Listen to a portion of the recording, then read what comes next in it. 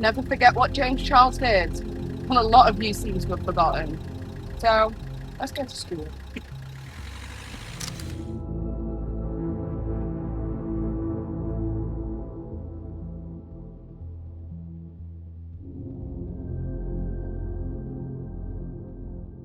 On May 10th, 2019, Tati Westbrook would release a video that would shake the beauty community forever. That video would be By Sisters. In this video, Tati would detail her relationship with a content creator whose various alleged behavior with regards to his promiscuity would make her feel uncomfortable. And we're not talking about casual, slutty behavior or the occasional inappropriate comment. Tati spoke in detail about sexual coercion, manipulation, and predating on young men's vulnerability and inexperience when it comes to their sexuality and identity. The person that Tati Westbrook was speaking about was James Charles. The last phone conversation that James Charles and I had, he said some things telling me about a situation that happened in Seattle at my birthday, and it literally made me want to vomit. Oh my God, you tried to trick a straight man into thinking he's gay yet again, and somehow you're the victim. You know, it's really disgusting to manipulate someone's sexuality, especially when they are still, emerging into adulthood and don't quite have everything figured out. You are using your fame, your power, your money to play with people's emotions. You're threatening to ruin them. You're threatening to embarrass them. And you're doing that to have them behave sexually in your favor, even if they're straight. And you know what? That's not okay. That behavior is not okay. Whether you're a woman, a man, gay, straight, bi, whatever sexual orientation you are, that is your personal call, and it is not someone else's to take. It's not someone else's to play with. It's not someone else's to mess with. And how dare you laugh about it and make meme after meme and retweet and this and that and I love straight boys and make it a joke. Because this behavior is not normal, it's not okay. Cracking someone's sexuality is not an escape room. This is shit that will follow them for the rest of their lives. And you need someone to tell you to stop it. Now, 6 years later, almost to the exact date, James Charles has yet again been enthralled in another controversy regarding the exact same claims that Tati Westbrook had whistleblown against all the way back in 2019, when he engaged with a self-admitted abuser, Evan Johnson, hiding their relationship from his then friend and victim, Kayla Malik, another popular TikTok influencer who has over 15 million followers. What started as James is a terrible friend has since spiraled into people looking into James's tumultuous past with men, straight men, and even minors, leaving many people with more questions than answers, and I am here to answer them. As many viewers of this channel will know, I have been documenting James Charles's behavior for several years now. For 6 years, since Tati Westbrook told the world about James's deviance, which led to James Charles at one point being the most unsubscribed YouTuber of all time, losing almost 3 million subscribers. In this time, I have watched influencers and celebrities apologize to James Charles. I have watched alleged victims retract allegations, and I have seen the Gen Z transformation in his public image, as well as the rewriting of history in major news publications. I mean, for goodness sakes, even Tati Westbrook retracted her claims against James Charles in 2020. Since that night, James Charles has repeatedly said that he wanted to be beside me for this video. But I felt it was important that I do it alone. Because he deserves my first apology. And I am really sorry, James. And I've said that privately, but I want you to hear it publicly. I'm sorry.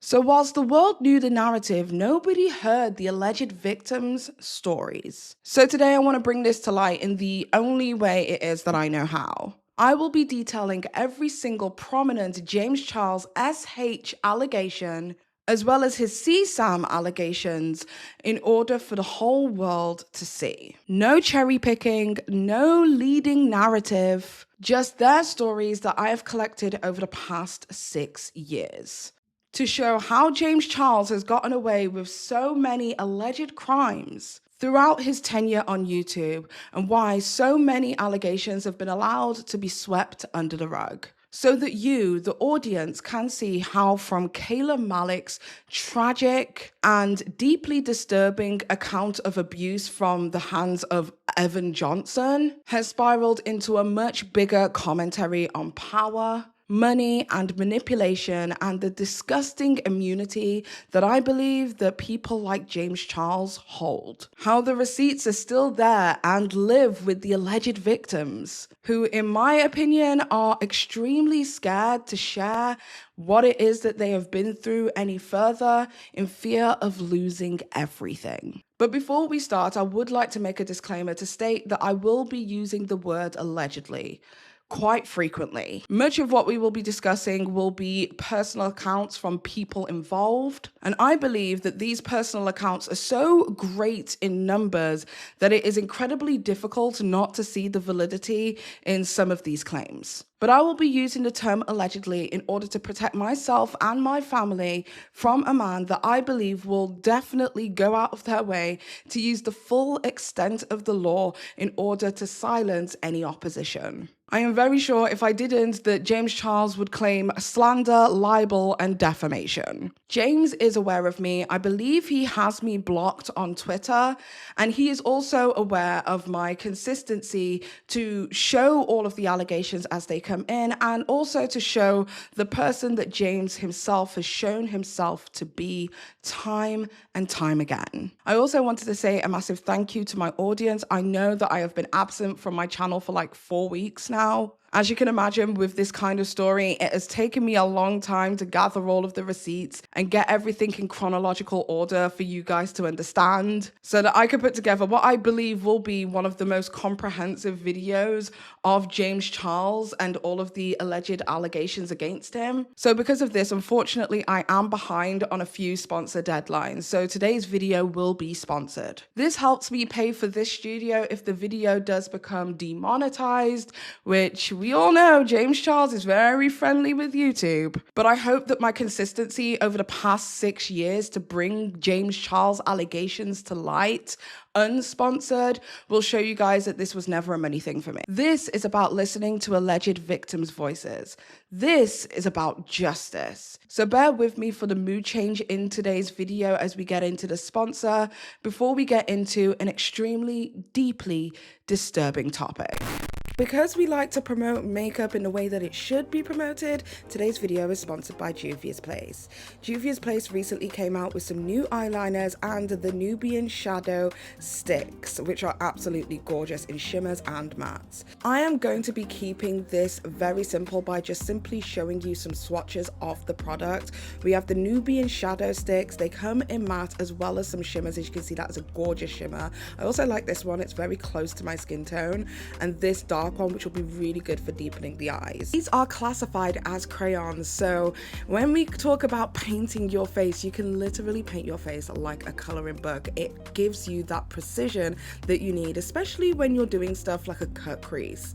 I think that these would be amazing for cut creases. I also really like this color because it is literally close to my skin tone, which I think would be amazing for blending. But as you can see, the shimmers and the mattes both look absolutely gorgeous. They are buttery and smooth, and honestly, Juvia's really did their thing here. Next up, we have the eyeliners. Now, there are 2 different eyeliners, both in the color black. We have the Egyptian pencil eyeliner, and it is so buttery. I really love these eyeliners. Like, the texture of them is just so smooth, meaning that it's not going to be irritating. I tried to do a heart. I don't know what the hell that was. But then we have the other eyeliner, which honestly is like so sharp it could cut a bitch. This is the Egyptian pen liner. I again tried to make a cute little heart. As you can see, I was getting frustrated, but I also wanted to make some lines so you guys can see how you can go from thick to thin with one simple swipe. So those are the two new products that Juvia's Place have on their website. You can definitely go and check them out. That's the Egyptian pen liner, the Egyptian pencil liner, as well as the Nubian shadow sticks. So definitely go and check them out. Go to www.juviasplace.com if you would like to purchase it. And you can also use code PETTY, that's PETTY, at checkout for a discount. Thank you so much, Juvia's Place, for sponsoring today's video, and let's get back into the topic.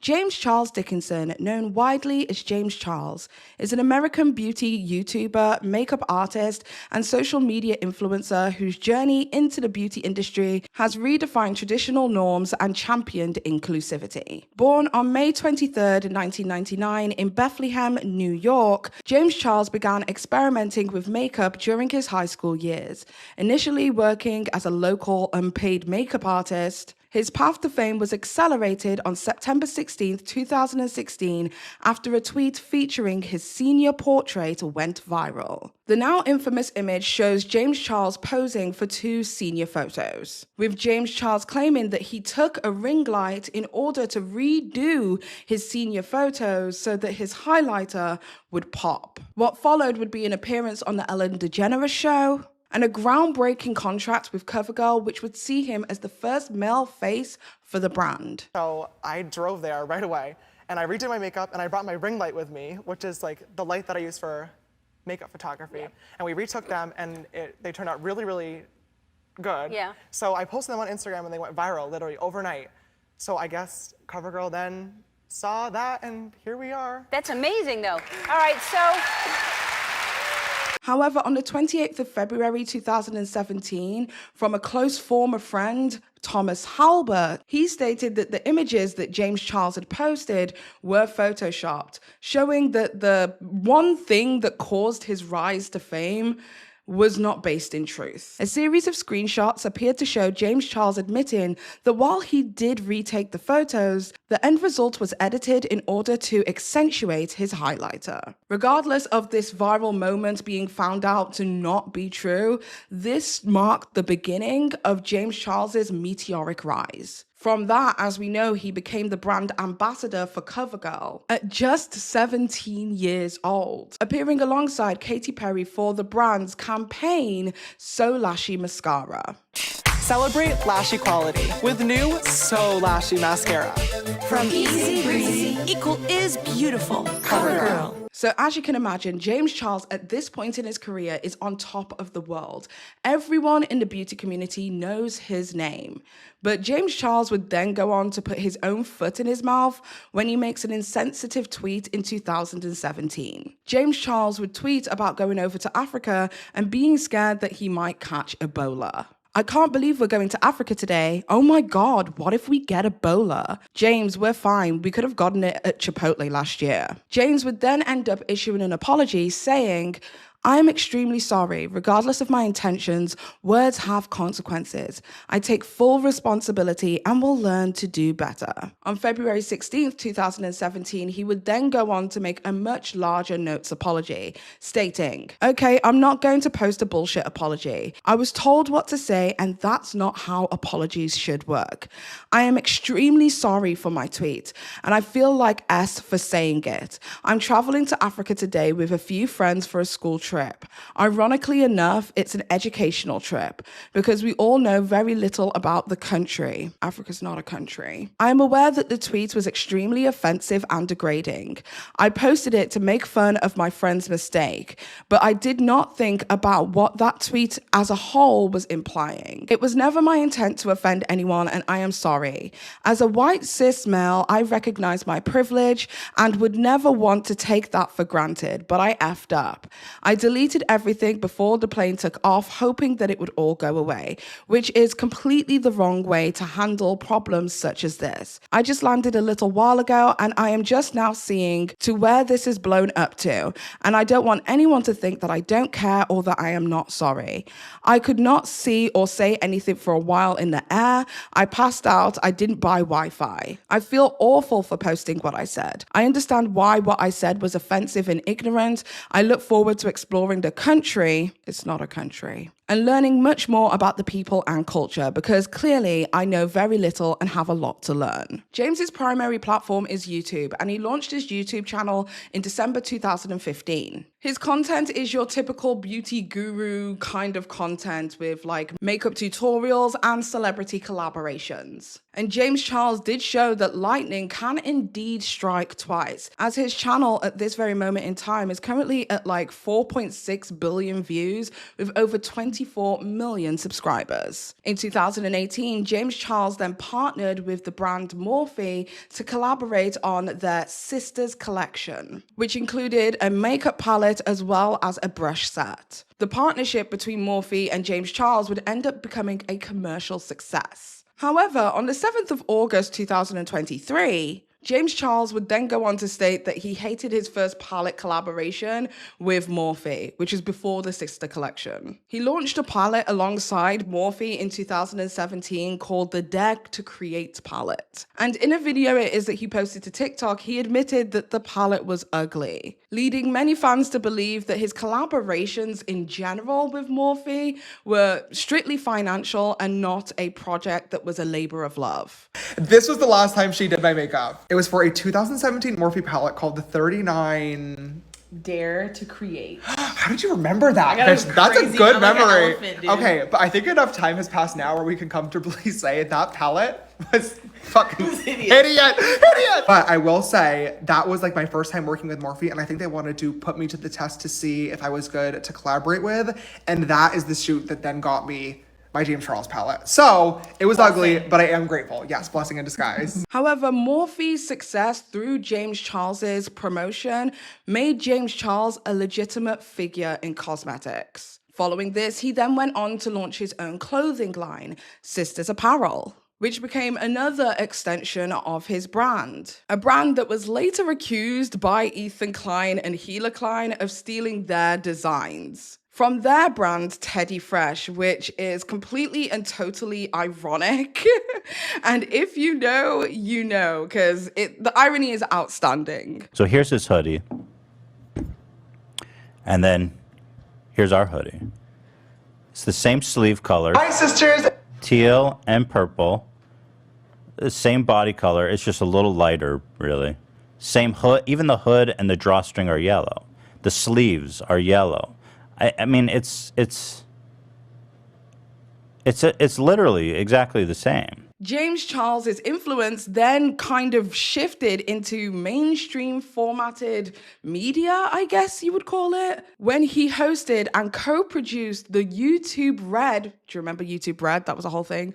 But the YouTube Red series, which is now called YouTube Originals, which was the show Instant Influencer. And that was in 2020. The reality show basically seeked to find the next big beauty influencer. And it was extremely well received, even earning them Best Show of the Year at the Streamy Awards 10th event. This opportunity not just made James Charles a media personality, but a beauty creator mentor. He even had an episode of the show where he asked contestants to create the best YouTube apology by showing them how a good apology is done. And I saw what you guys did. You all look really confused. You know what you did. I honestly feel like you all owe me an apology. And scene. Oh my God. He deserves an Oscar for that. Take this from me because I've had to deal with this. As an influencer, when you grow a following, you will either say or do something that people might not like and might not agree with, and eventually, you might have to apologize. So for today's compact challenge, you guys will be filming your very own apology videos. Oh my God.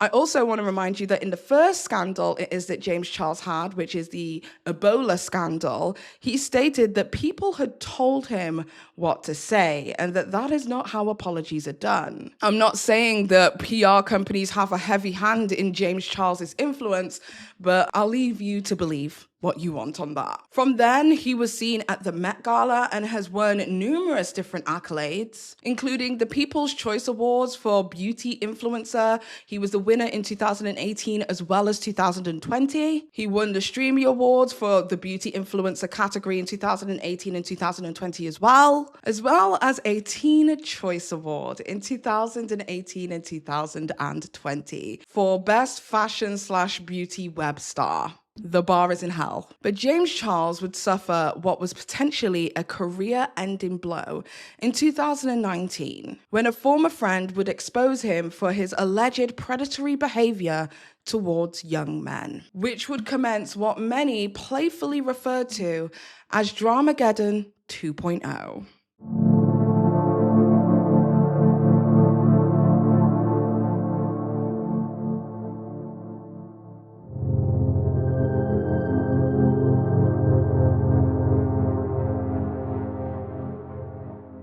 In order to understand Dramageddon 2.0, we must acknowledge its predecessor, Dramageddon 1.0. The first phase of Dramageddon started in 2018, marking the deterioration between a bunch of key and prominent beauty influencers' relationships. But it must be noted that Dramageddon 1.0 had absolutely nothing to do with James Charles. In August 2018, Shane Dawson released his highly anticipated docuseries with Jeffree Star titled The Beautiful World of Jeffree Star. A few days later, after the final episode had dropped, Gabriel Zamora then went on to post to Twitter a photograph with a few of his friends. Those people being Laura Lee, Manny MUA, and Nikita Dragon. They were all seen flipping off the camera with a caption that was directed towards Jeffree Star. Bitch is bitter because without him, we're doing better. Now, this is important because Jeffree Star was friends with all of those people in the photo at one point. After the photograph began to get quite a lot of traction, some people began to question their friendship. To which Gabriel Zamora kind of made it obvious that he was talking about Jeffree Star by doubling down and saying, "Imagine standing a racist, I could never." This tweet was in reference to the numerous different occasions that Jeffree Star had been seen throughout his, 20+ year career saying the N-word. You say black folk cannot wear MAC cosmetics and you splash your acid in her face. Well, maybe if she wasn't wearing the wrong foundation color, I wouldn't have to splash no battery acid. I wanted to lighten her skin tone, girl.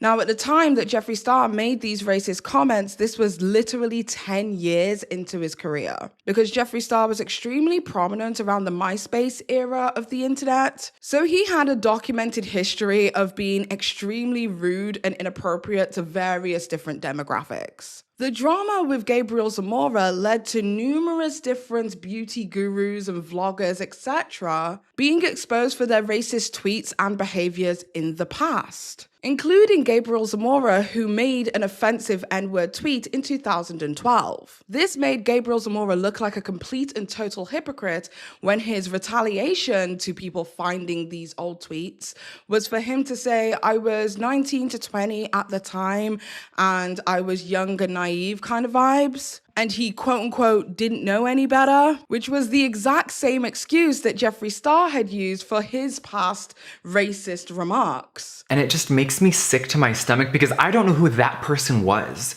I know who I am today. I know exactly the person I am today, but I do not know who that person was. The person that said those horrible, vile things, that person was depressed. That person was just angry at the world. That person felt like they were not accepted. That person was seeking attention. I was someone that loved to seek attention when I was younger. I loved the shock value. I loved fighting anger with anger, and I didn't know any better.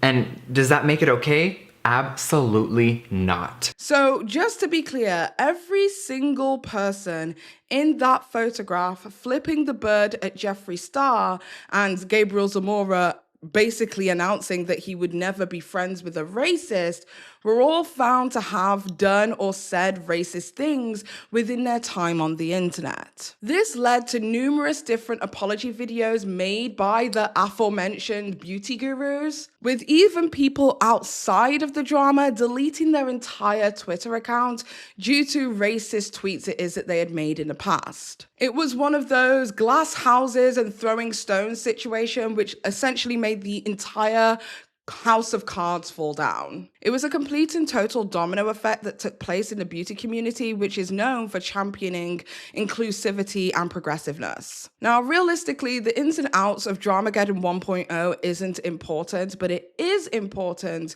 because it's pertaining to another player that would be involved in Dramageddon 2.0, and that person is Jeffree Star. So if Dramageddon 1.0 was the precursor, Dramageddon 2.0 was the explosion. But something took place just before the infamous Bi Sister video. A guy called Gage Gomes decided to speak out in a video titled "What Really Happened Between Me and James Charles." This was on April 29th, 2019. Now, just to bring you up to speed, James Charles attended Coachella that year with an unnamed brand sponsoring him, and he was given an artist pass, which granted him access to the artist area as well as security and all of those kind of things. This was for week 1 of Coachella. James Charles was seen at week 1 of Coachella with Gage Gomes, which led many people to believe that they were in some kind of relationship, to which James Charles publicly stated in a tweet that Gage Gomes had played him for months, leading many people to attack Gage Gomes for being a clout chaser. Gage initially responded to these allegations in a very short 2-minute video. And honestly, I would show you that video, but he doesn't really say much. He basically says that he wasn't clout chasing James Charles. Shortly after, however, he then went on to release a 9-minute video detailing his experience with James Charles, which confused many people because a lot of people had believed Gage Gomes to be straight, to which Gage maintained that he was. So now let's assess this 9-minute video and jot down the most notable points so that we can really get into our head how everything fully transpired. Yes, that's right, girl. We're going to school.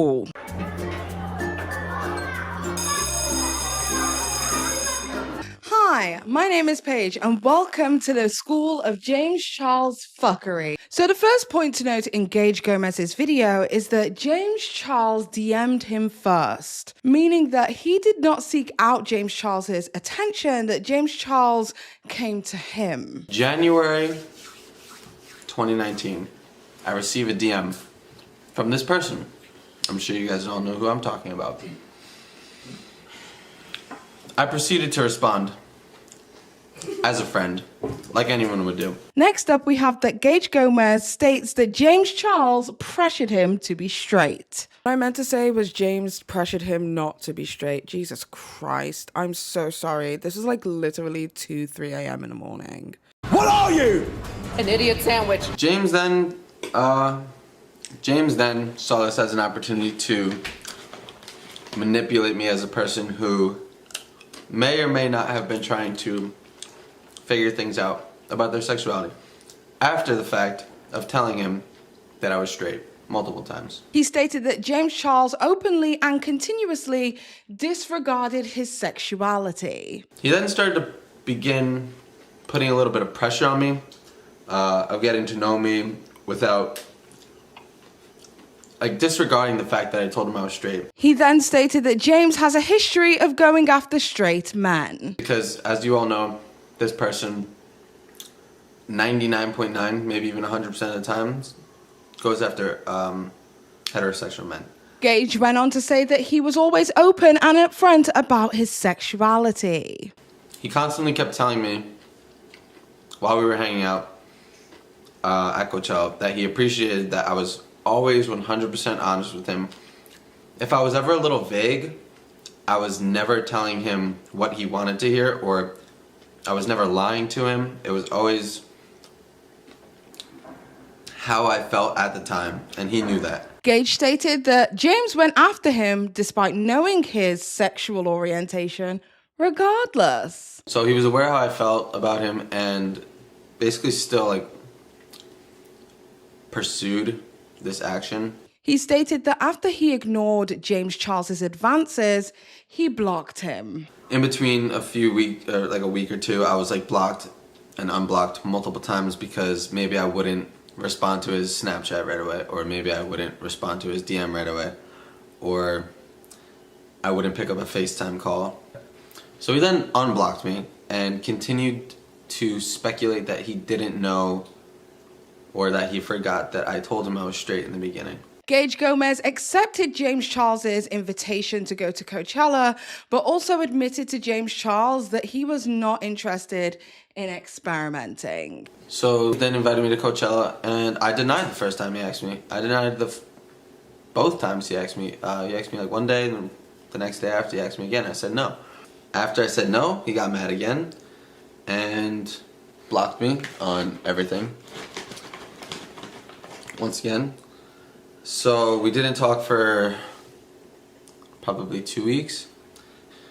I then got in contact with him again after a few weeks and told him I did want to go to Coachella. So I ended up going to Coachella, right? Because I thought it was going to be a good time. And it was. It was an awesome weekend. Hung out with all of them. It was a blast. When Gage denied all of his advances, James decided to tweet about him. There were some points where I guess he was not sure how I was feeling, even though I was telling him the whole time I wasn't into, I guess you could say, experimenting at that time. He proceeded to get extremely upset with me because of that and kind of tried to play his emotions and push his emotions onto me to kind of guilt me into trying something that I didn't want to do.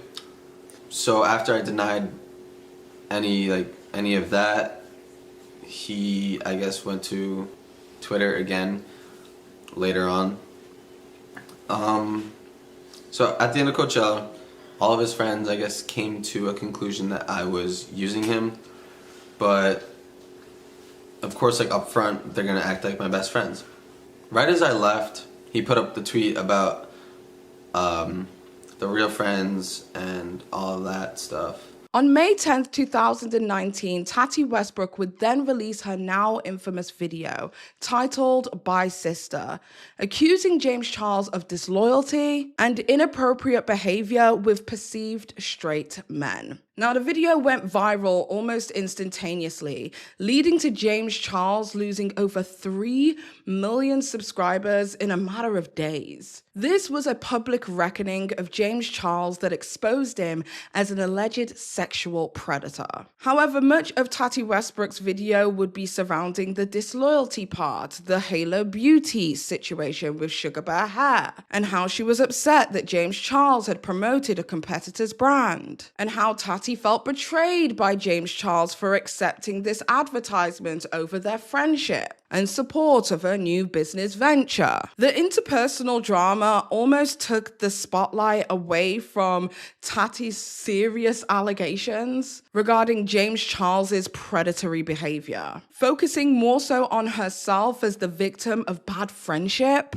rather than the individual that she perceived to be an alleged victim of James Charles. James was told directly about his behavior and how his behavior could be perceived as aggressive. This is shit that will follow them for the rest of their lives. And you need someone to tell you to stop it. And that's exactly what I did in your kitchen in front of Gabriel Zamora. I literally, eye to eye, had enough respect for you and love for you and care for you to tell you to go and get some help. I told you that this was not good and that you could have your career completely destroyed. James stated to Tati directly, according to her, that straight men didn't exist and that everybody is just a little bit gay. I was shocked that James even then was saying to his dad that every man is a little bit gay and that there's no such thing as a straight man. And, you know, his dad's like, you're wrong, James, you're wrong. If someone who is very masculine and has been with women decides that they're bisexual, that they want to explore, that's fine, like, so be it. But again, it's just like, it's not yours to take. Tati states that James was always a little bit sexually explicit in their conversations. I am used to this around, you know, everyone else, but not his parents. Like, I thought around his parents that he would not behave this way. Like, it was just like, no big deal. Like, sucking dick and cock. Like, I'm just like, oh my God, time and place. And you did it at my birthday dinner. And I made excuses for you then. And Tati went on to state that James was sexually aggressive towards their waiter. You were talking in detail about things you wanted to do to the waiter. And when I said, James, he's straight, your response was, doesn't matter, I'm a celebrity. So freaking gross. And you said that in front of my family. In front of my childhood friends. I had to call every one of them up the next morning and apologize on your behalf because it was so uncomfortable. James, realizing that everything it is that he built could be over in a flash, made the biggest cardinal sin of cancellation. He rushed to make a video crying, distraught over the allegations brought forward in a since deleted video titled Tati, posted the day after Tati Westbrook's video on the 11th of May. Now, in James Charles's video, there's only 2 points to make. I know I'm dyslexic. I'm trying my goddamn best. The first one is that James Charles is sorry for letting down Tati. I owe everybody an explanation, but most importantly, I owe 2 important people an apology. To Tati and James Westbrook, I'm sorry for everything that is going on and everything that I've put you through over the past few weeks. And he also admits that Tati warned him about his pursuit of men and how that might look. I've been involved with a lot of very unique and strange situations that have left people confused or upset. And I've learned the hard way about ways that I can interact with boys that I'm interested in, and also ones that I should or shouldn't be talking to. This is a conversation that I know a lot of people are uncomfortable with, and it's something that I should have been far more careful with bringing into the public eye, especially with the last situation that just happened. I've had to learn it the hard way. But coincidentally enough, Tati really was one of the people to sit me down and tell me how it looked from the outside, and let me know, hey, talking to these boys might get you in trouble one day. And she was right. Beyond that point, however, James Charles doesn't mention the waiter or the instance that Tati Westbrook was referring to in her Bye Sister video. So if that wasn't bad enough, shortly after, on May 13th, 2019, Sam, the straight waiter who was mentioned in Tati Westbrook's Bye Sister video, came forward to the internet to share his story. Okay, so here are some of the most notable points from the Sam the Waiter video. That James alerted staff that he was interested in Sam the Waiter. Throughout the night, James and his friend and everyone, they just kept looking at me, but especially James. And he was looking at me. Later on that night, he started talking to the other employees about me, asking me if I had a Valentine. This was on Valentine's Day. And he kept asking the waiters if I was single and that they thought I was very attractive. Or he especially thought that I was very attractive and he wanted to get my phone number and all that. But the wait staff at my restaurant didn't let that happen. He left and it kind of just went untalked about. That Sam DM'd James first. Next day, my sister convinced me to direct message James Charles, and I did. We can throw the screenshot up here somewhere in post. I said, LOL, it's Sam the busser from John Howie. John Howie's the restaurant that we worked at. He replied with OMFG, and then I replied with LMAO.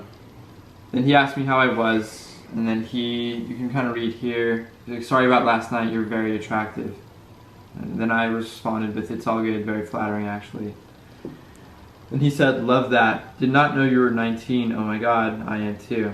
That Sam was potentially bi-curious and questioning his sexuality. We proceeded to talk for a while. It was his last night in Seattle. He actually invited me out to his hotel. At that time, I was bi-curious. I had never done anything with a guy before, and I was curious. That he met Sam at a hotel and kissed him. Later that night, he invited me out to his hotel room. When I got there, in the video, he said I was brought up by 4 security guards, but in reality, I was brought up by 1 concierge.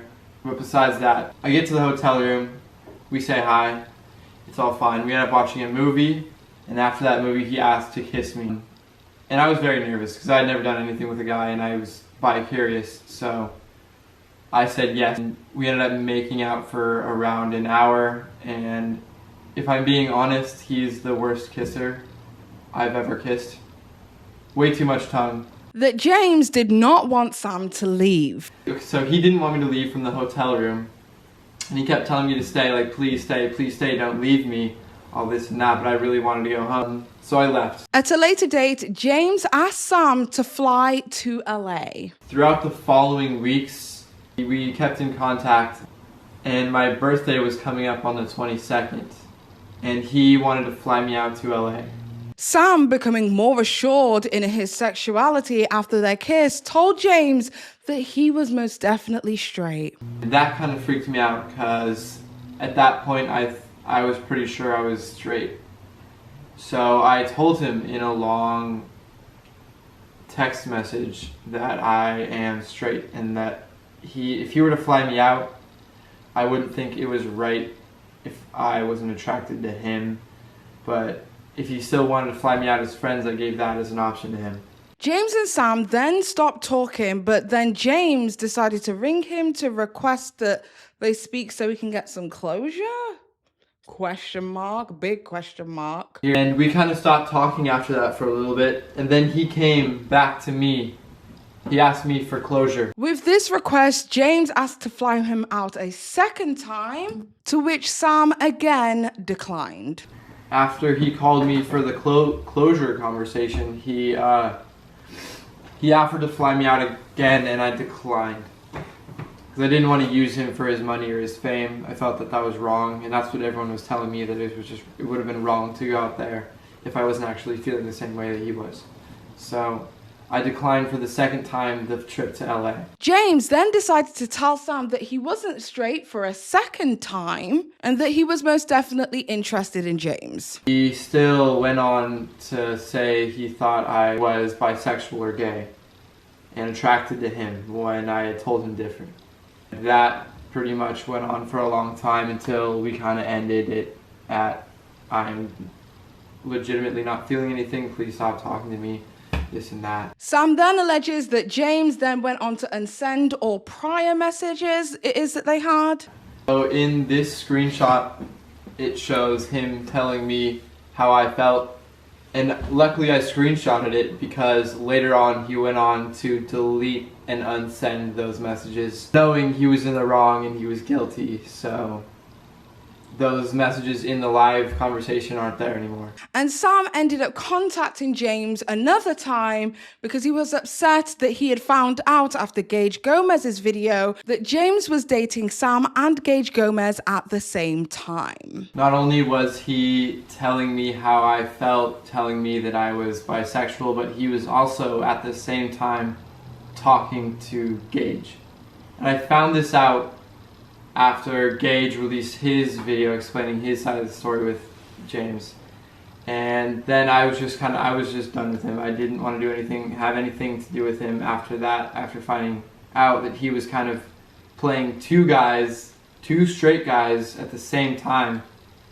So we have footage of him admitting to it on FaceTime that he was in fact talking to me and Gage at the same time. Sure, what's up? I'm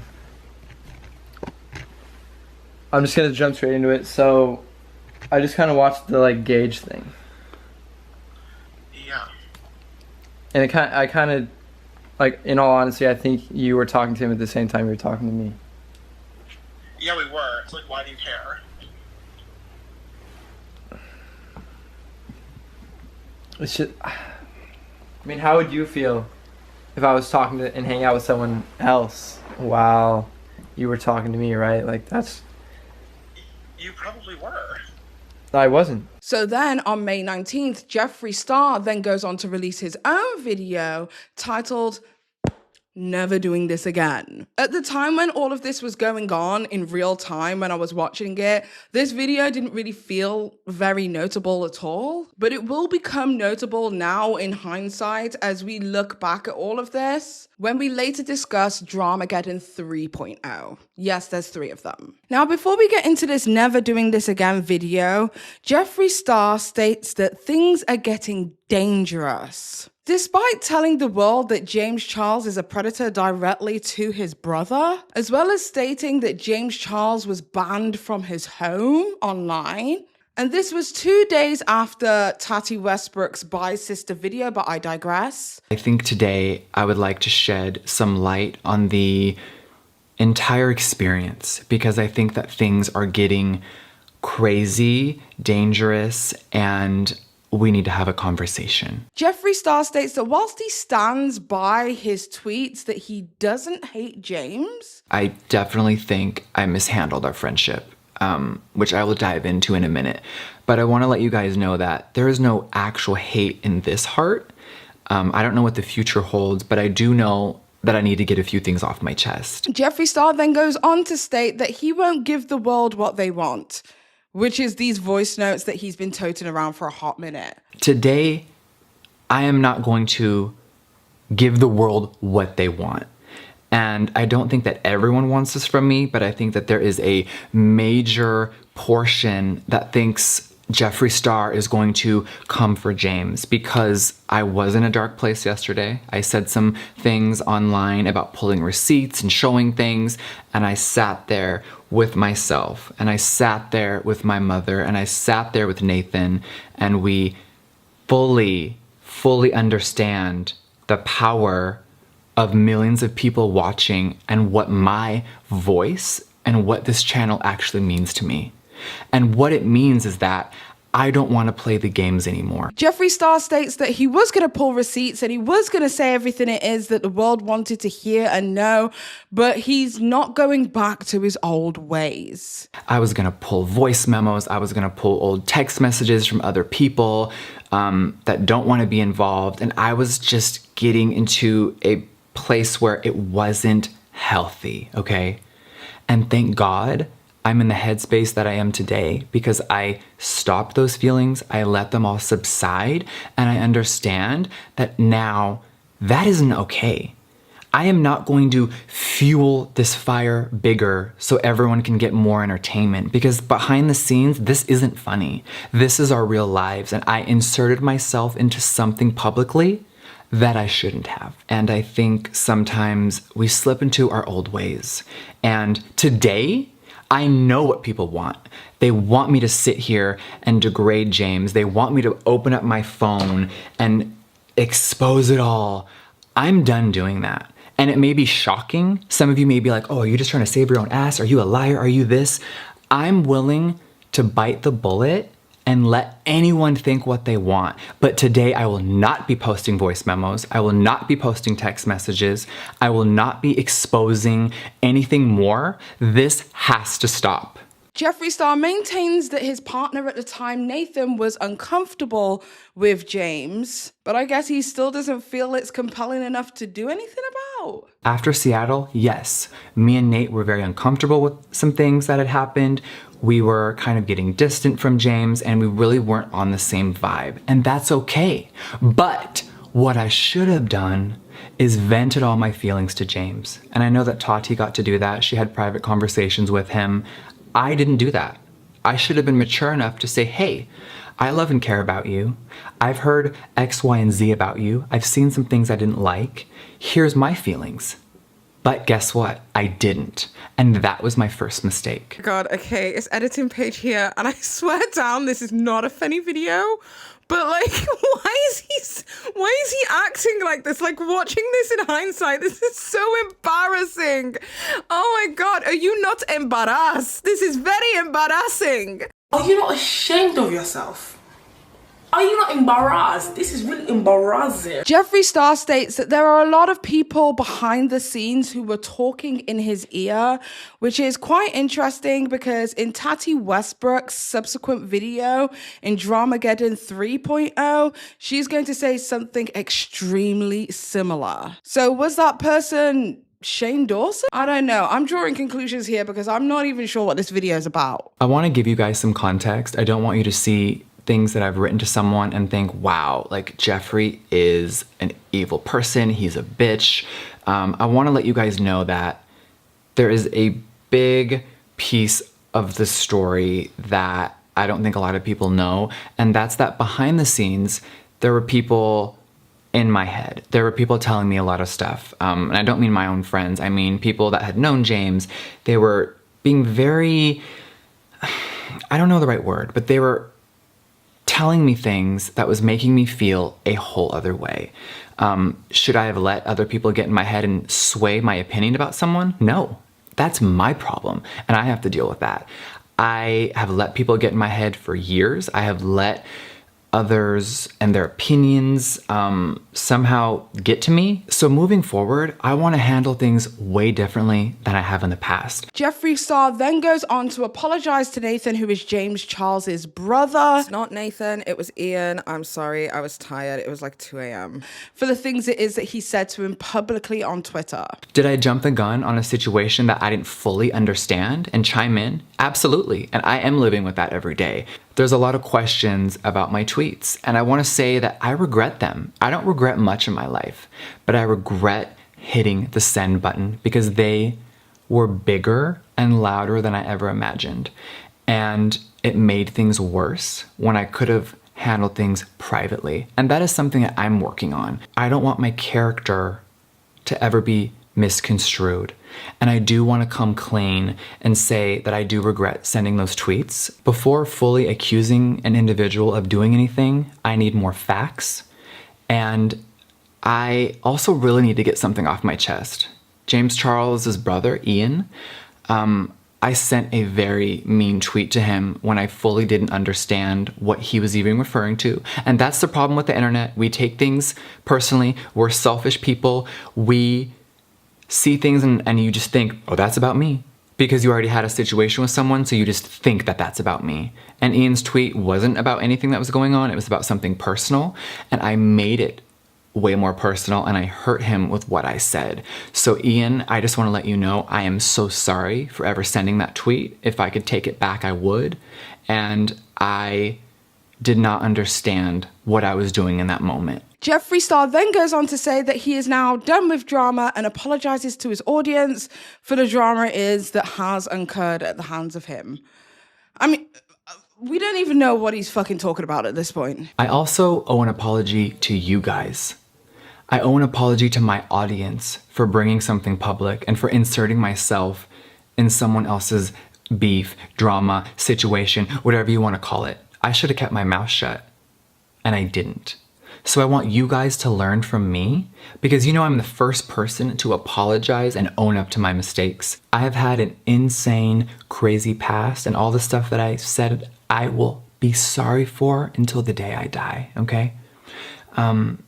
And for me, that means I need to let go moving forward. I cannot let old me and old feelings regurgitate and bring me into a dark place. And there we have it, ladies and gentlemen, the dark place of 2019, the best vacation spot that all of these influencers went to. I don't know why this is such an unserious video. I'm having the weirdest time right now editing this. This is so ridiculous. Oh my God, Jeffree, get a grip. No, but in all seriousness, Jeffree Star is definitely a Disney villain at this point. It's just ridiculous to watch this again in 2025 and to see how he's reacting to mean tweets that he sent. It just feels so surreal. But then, confusingly enough, on the 16th of June 2019, Sam Cooke, the straight waiter, then releases a public retraction. On the 16th of June, Sam the waiter then goes on to release a retraction. And certain things it is that I note from the jump is that he was visibly reading from a script. So I'm going to start from the beginning. Sam states that he wasn't being truthful in his prior video. James, the things that I said in my past video are not all true, and I wanted to come clean about it. He states that he led James Charles on. Within the first seconds of kissing him, I realized I was not bisexual. But for me personally, I'm very shy, so it was hard for me to say I'm not enjoying this because he was a celebrity and it was hard on me. So I just kept going along with it, even though it was uncomfortable for me. But I just didn't want to ruin his opinion of me. Keep in mind, he spent $500 on a separate hotel room for me. And I didn't want to make him mad or piss him off. So I pretty much pretended like I was enjoying it. The next day, he messaged me and we continued to talk. At that point, I already knew that I was not attracted to him, nor was I bisexual or gay. I knew in my heart that I was completely straight. And I, in all honesty, led James on. Now, this is the interesting part. Sam states that James wasn't dating Gage and him at the same time. And I don't know why that's included at all, because we literally visually saw James admitting to that. In all honesty, I think you were talking to him at the same time you were talking to me. Yeah, we were. It's like, why do you care? So I don't know why that was added. It was just such an odd thing to add. Again, leading me at least to believe that this was a lawyer-appointed apology. And then the Gage situation popped up. I just wanted to clarify, yes and no, he was talking to me and Gage at the same time. Not exactly. He would block Gage and then talk to me, and then not talk to me and talk to Gage. So there weren't any direct moments where he was talking to both of us at the same time, and I want to clarify that. Sam states that he was pressured by friends and family into dragging James Charles. Because my friends and family pressured me so much to continue. They went on my phone and they typed stuff out, and I just kind of let it happen. I started thinking, and again, with the pressure I was feeling from my friends and family, I thought I should try to get something out of this whole thing. I was feeling a lot of pressure from my friends and family who was telling me to make a video and publicize it and gain followers, gain whatever I could from it, and so I did. He states that he saw Tati's video as an opportunity to get attention. And this is where I get into like, what the hell kind of things. Because if I was a lawyer, and this is just Paige speaking, if I was a lawyer, I would literally be sitting here thinking to myself, like, how can I attribute the loss of revenue and the loss of capital in general to somebody else? And I guess you could say that Tati Westbrook would be the catalyst for that. So if I was suing somebody, I would think that my biggest lawsuit would be against Tati Westbrook. And it's very interesting that he said that he saw Tati's video as like some kind of opportunity to get clout. It was just such an odd thing to say, like almost shifting blame. I don't know. Tell me what it is that you think. That's just a conspiracy of mine. And as soon as Tati's video released where she talked about me as the waiter, I saw it as a perfect opportunity to ride the wave of the hype and the clout that was going on around this situation, and me being mentioned anonymously 2 times, I was just going to run it up and make a video. He says multiple times that he painted James Charles in a light that wasn't correct, which is just like, I don't know. And every single time he said it, it was almost like he was looking down just to double check. I'm not even joking. This feels like a lawyer appointed apology. I have had various different influencers who have come forward in the past and asked me through a lawyer to do a lawyer appointed apology. And this is giving very much the same structure it is that these lawyers tend to go with. Like complete and total admission of guilt in order to never have a situation like this arise again from this particular person. I don't know. In all honesty, we made the video and painted James Charles in a light that wasn't right. In a light that wasn't right. We villainized him for our own good, and that is wrong. We villainized him for our own good, and that is wrong. And I'm acknowledging that publicly now. Sam states that he messaged James through a friend and told him to tell James Charles that he wasn't straight in order to get James Charles to talk to him again. This right here is the only thing that I think has any truth to it, my personal opinion. This right here, because James will later provide receipts that is most definitely the case. And I think they were trying to get as much information out of him after realizing that this was a pattern. But I don't think, in my humble opinion, that it was just to exploit the situation further. That's just me looking back in hindsight. That is my personal opinion, but that doesn't have to be the opinion that is shared by the audience for legal reasons. When we had decided to make the video, James had me blocked on everything, and I couldn't access any of the screenshots, any of the conversations. All of that was blocked, and I couldn't see it. So my friend decided to text him from a different phone saying it was me and explicitly saying that I was gay so that he would unblock me so that we could get the information to continue on with this video. And with that being said, I'm recognizing that as completely wrong. We shouldn't have done that. And I'm sorry. It's wrong, and I'm acknowledging that now. He then goes on to state that James wasn't framed in a correct light for another time, and it visibly shows that he is kind of reading from a script. Like, all the way through, he keeps looking down. And that's giving to me that this is a lawyer-appointed apology and that he's reading so he doesn't get things wrong. That's what that's giving to me. Very much like, I don't know whether anyone remembers this, but when Sanders Kennedy did his apology to Shane Dawson, it was very much the same thing, like a full admission of guilt. And it's very much giving that lawyers told you to do that.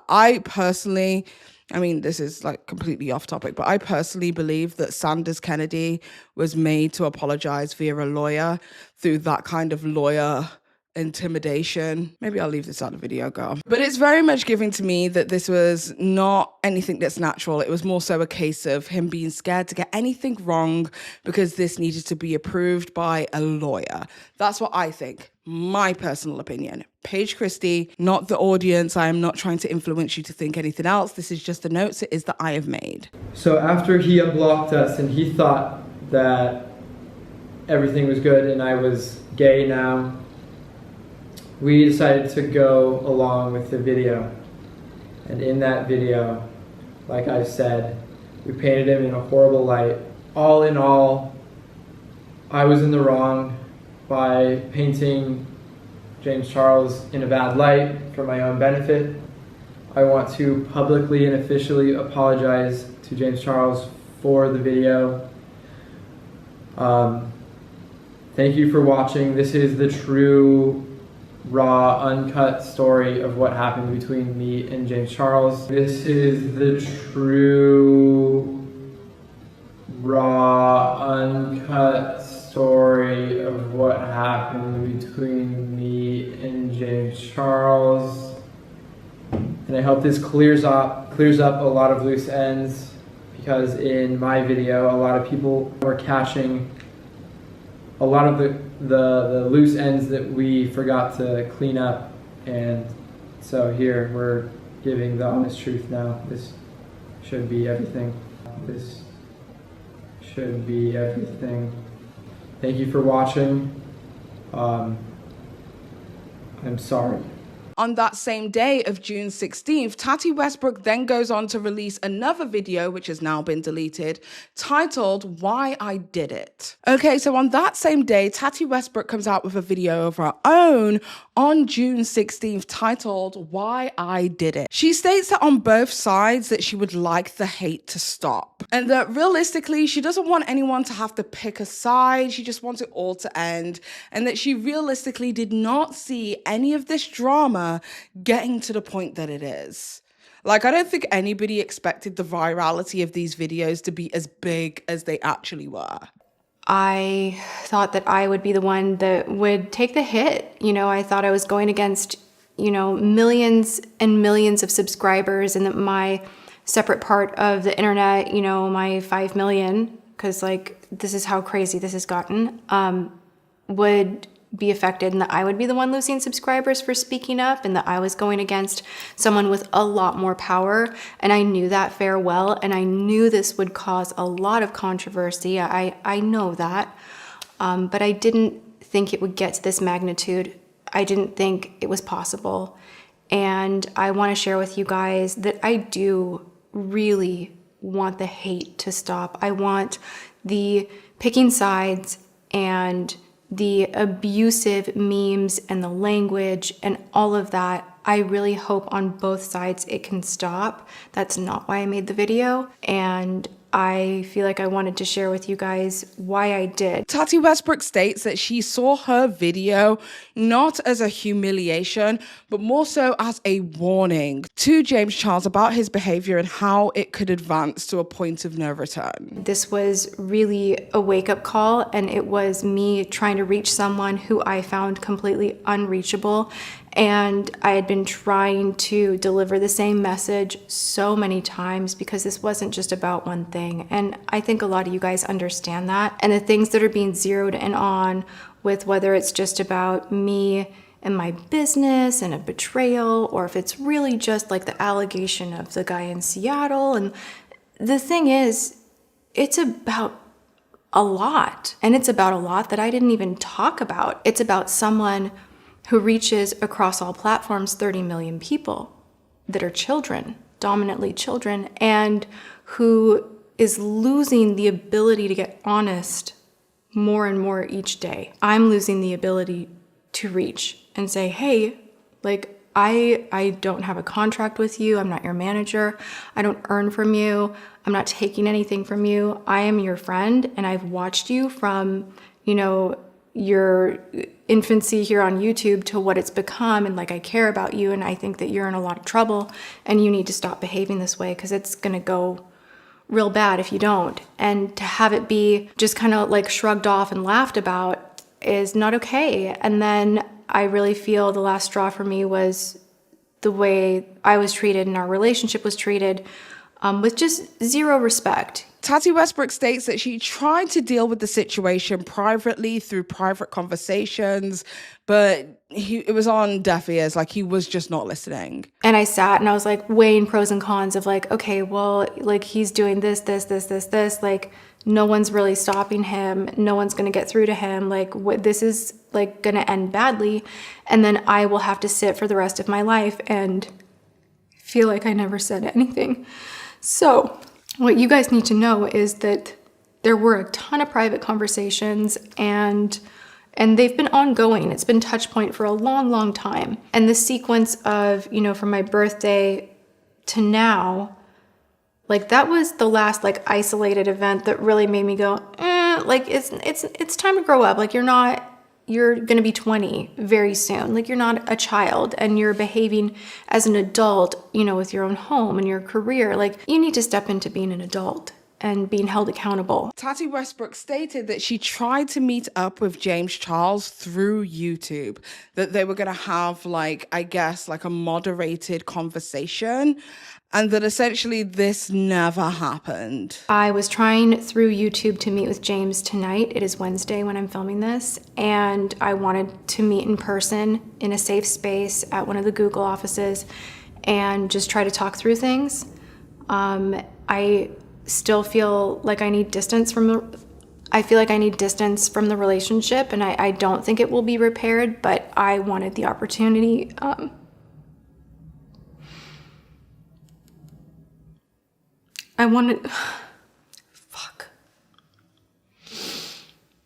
She states that she wanted this to be done at one of the YouTube offices or the Google offices. That signals to me that YouTube most definitely got involved. And if you don't remember the drama from the time, there are a lot of channels who were monetizing and making money off. I think one of the main channels that was doing this is John Cookian. If you know, you know. John Cookian had a video on his channel, which was a live event, which was watching the social blades of Tati Westbrook and James Charles go down. If you guys don't know how bad this has changed the YouTube ecosystem, before on YouTube, you would be able to see the real-time subscribers of a content creator on Social Blade.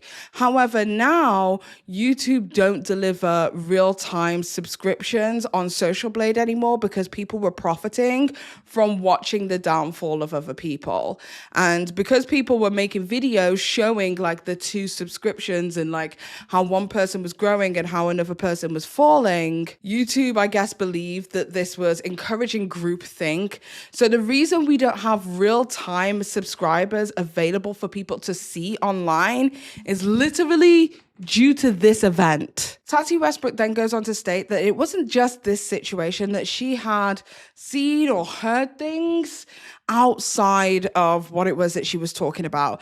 I personally believe that this is the voice note that Jeffree Star was like toting around, but I'll leave you to believe what you want on that front. From multiple conversations of things that I've heard and from things that have been shared with me from my community and things that have been happening, like it's respect, honesty, and behaving in a way that I just do not agree with.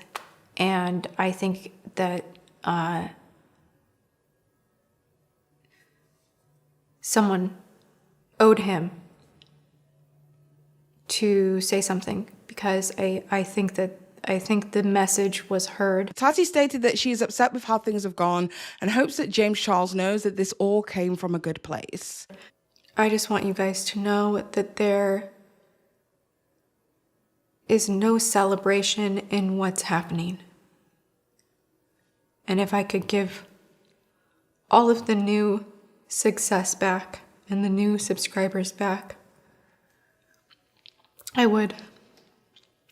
That's not why I did this. I don't want it to just go away and be dusted under the rug, but I do want to move through this, and I do pray that he moves through it and that he one day, not now, it won't happen now, but I hope that one day he'll look back and be able to acknowledge that this was from a good place. Tati Westbrook then goes on to state that because of all of the drama that has occurred, she is now going to be taking time off, and any videos it is that we see from her are going to be pre-recorded. So I guess she has paid time off, is what she's saying to all of us. So she is now going to be taking some time off because all of this has just become too big for her to deal with. I guess I just pray that we can all be kind with each other through this, and I'm going to take a time out, and I'm going to come back, and I'm going to continue to play with makeup because it makes me the happiest. And I promise you, I'm going to hold myself to an even higher standard, because this is forcing me to really look at what really matters. And is working so much really worth it? It is doing all this at such a speed really worth it, So there's just a lot changing, and I'm so grateful for this whole journey, because it's made me a better person. I owe that to YouTube, and I owe that to you guys. So I hope that James takes the time out too, and that he addresses things within himself and understands the power that he has, because this power that we have here on this platform can change lives. Then 2 days later, on June 18th, James Charles comes out with his very own video detailing with receipts everything it is that we have all been speculating in his video, No More Lies. This was a 40-minute video that would essentially change the minds of everyone. It's also important to note that James Charles's previous video, the Tati video, was now deleted from his channel at this point, meaning that James got all his ducks in a row and he was ready to talk. I'd also like to note, as we have mentioned previously, when the first Ebola scandal took place with James Charles, he stated that somebody told him what to do and say. And on his YouTube original show, he also directed budding new influencers on how to execute a good apology video. Like, this guy, for me personally, was hidden in plain sight the entire time. And I will also note that this was only something that I realized through this research this time round, not something that I realized at the time or even shortly after when all of this had happened. That James Charles is extremely good at negating his impact. Okay, so James Charles starts his No More Lies video by stating that he stands by his Tati video. He also goes on to thank both Tati Westbrook as well as Jeffree Star for basically initiating a stop to all of the hate. Obviously, Jeffree Star released his Never Doing This Again video and basically told everyone to stop hating. And Tati Westbrook released her video, Why I Did It, basically telling people not to pick sides. 1 week ago, I uploaded a video to my YouTube channel titled Tati. This video was a direct response to the video that Tati Westbrook uploaded to her channel titled By Sister. Before I say anything at all in this video, I want to make it very, very clear that everything I said in that video in regards to my sentiments towards Tati and my apology, I stand behind 100% and still reign true. I know I got emotional in the video. I apologize. It was something very, very hard for me to deal with, especially when it came to talking about my very own mother. In Tati's video, she discusses many of the different reasons as to why she was choosing to close a chapter in her life that I was heavily involved in, making many of our private issues very, very public, and now millions and millions of people have weighed in with their opinions and speculations on subjects that they honestly know absolutely nothing about. James Charles then goes on to state that he disagrees with both Tati and Jeffree because they both stated in their videos that they stand by their sentiments. And he disagrees because he believes a lot of this to be falsified and untrue. So basically, he disagrees with the sentiment and he doesn't want to simply just move on. When I was editing this video, I noticed that last night, Tati had uploaded a video to her channel called Why I Did It, and this morning, Jeffree Star was on Snapchat talking about the whole situation. First and foremost, I do want to issue a thank you to both Jeffree and Tati for taking some of the responsibility for blowing this whole thing up and for starting everything. I really respect that a lot, and I also appreciate the fact that they are trying to redirect the hate away, because I think we're all aware at this point that it has gotten way too far. The past week on the internet has been the darkest I think we've all ever seen, and it's also been the darkest time that I've ever had to go through in my life, and my thoughts got to a really scary place. Watching Tati's video, it's clear to me that she also is in a really dark place as well and has been pained by this whole situation. If I've known anything about Tati over the past 3 years, it's that she has a huge, huge heart. There's no denying that, and I think that, or I do believe her when she says that she did not want this to get so vile. I don't really think any of us thought it was going to be as big as it really was. In both of their videos, Jeffree and Tati both mentioned that they hope that I'm able to change and that we can all move on from this situation, and trust me, I agree. There's nobody that wants this over with as much as I do. But in Tati's second video and in Jeffree's Snapchats, they both said that they stand behind everything that they mentioned. And unfortunately, there have been allegations made against me because of these things. And I don't really feel comfortable just moving on from those. I would like to take this video today as an opportunity to kind of explain everything that has happened and address literally everything. There's a lot that happened behind the scenes leading up to Tati's video, and there's a lot that happened behind the scenes and publicly after Tati's video, and I feel as though it is my responsibility to kind of let you guys in on those because there's a lot of misinformation going around and it's just not really good. James Charles states that he was brought out to Coachella by an unnamed brand and that throughout his time there, where he had an artist pass, he had an experience with a young boy who we now know to be Gage Gomes, and basically that it was such a bad experience because he felt like the boy was using him that he decided that he wanted to go to Coachella week 2 in order to change the narrative of Coachella, because his relationship with Gage Gomes throughout Coachella week 1 kind of underpinned the actual enjoyment of the festival. My friends and I all attended Coachella weekend 1 from April 11th through 15th, and I had an artist pass provided to me by a brand. We had a really, really good weekend. I mean, you guys saw the Snapchats, Instagram pictures, and outfits, and my video. It was really, really fun, and we will definitely never forget it. But at Coachella, I had drama with a boy that I had been talking with for 5 months prior, and it all kind of clouded the overall memories. So James Charles stated that he went to Coachella week 2 without any love interest, so he could really just enjoy the festival and rewrite the story. Later on that very same week, on April 19th, my best friends and I in the family group chat made the last minute decision that we wanted to attend Coachella weekend 2 again to kind of relive those memories, but boy free. I texted my manager Jake that very same night asking if it'd be possible to get us in for the next day since it was already Friday, meaning we're missing the first day of the festival, so therefore we could only go on Saturday. Because it was so last second, we were only able to get VIP tickets, which is not the same as artist, but we headed over anyway and wanted to have a really, really good time. So James Charles decided when he went to Coachella week 2 that he would just get himself VIP tickets and not artist tickets. Now, as we know, with artist tickets, they get security and they are around the artists and other celebrities. However, with VIP tickets, they are open to the general public. Anybody like you and I could purchase them.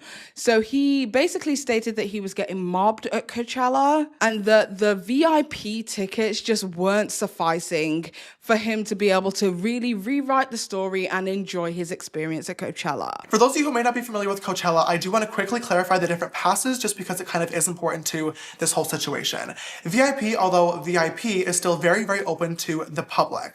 Artist passes, however, are passes that you cannot buy. The only way you can get a hold of them is through a brand getting them from the actual festival or through having a personal connection to one of the artists or bands that are playing. It's in a very, very highly secured area that is not open to the public. Along with artist passes though, there's also something called a performer pass and backstage passes and a lot of other things that can keep you more protected. Keep in mind, weekend 1, I did have an artist pass. Weekend 2, I had VIP going into the situation. When we walked into weekend 2 with me and my friends on Saturday, April 20th and Sunday, April 21st, we noticed that there was a major difference in the crowd. We were in the VIP section and I started getting mobbed really, really quickly at a super unsafe capacity because, as many of you guys know, whenever we stop to take a photo, kind of other people tend to come and it just turns into a big situation, and it honestly was not safe. So James Charles stated that he knew that Sugar Bear Hair Company had sponsored Nikita Dragun's tickets to Coachella and gave her an artist pass.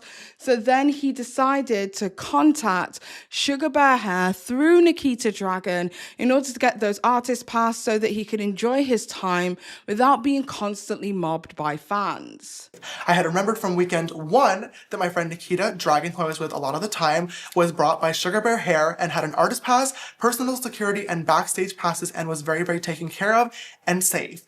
When I felt unsafe in the situation, I panicked and I texted Nikita and asked her if she had a connection to the Sugar Bear Hair team that could potentially help me out.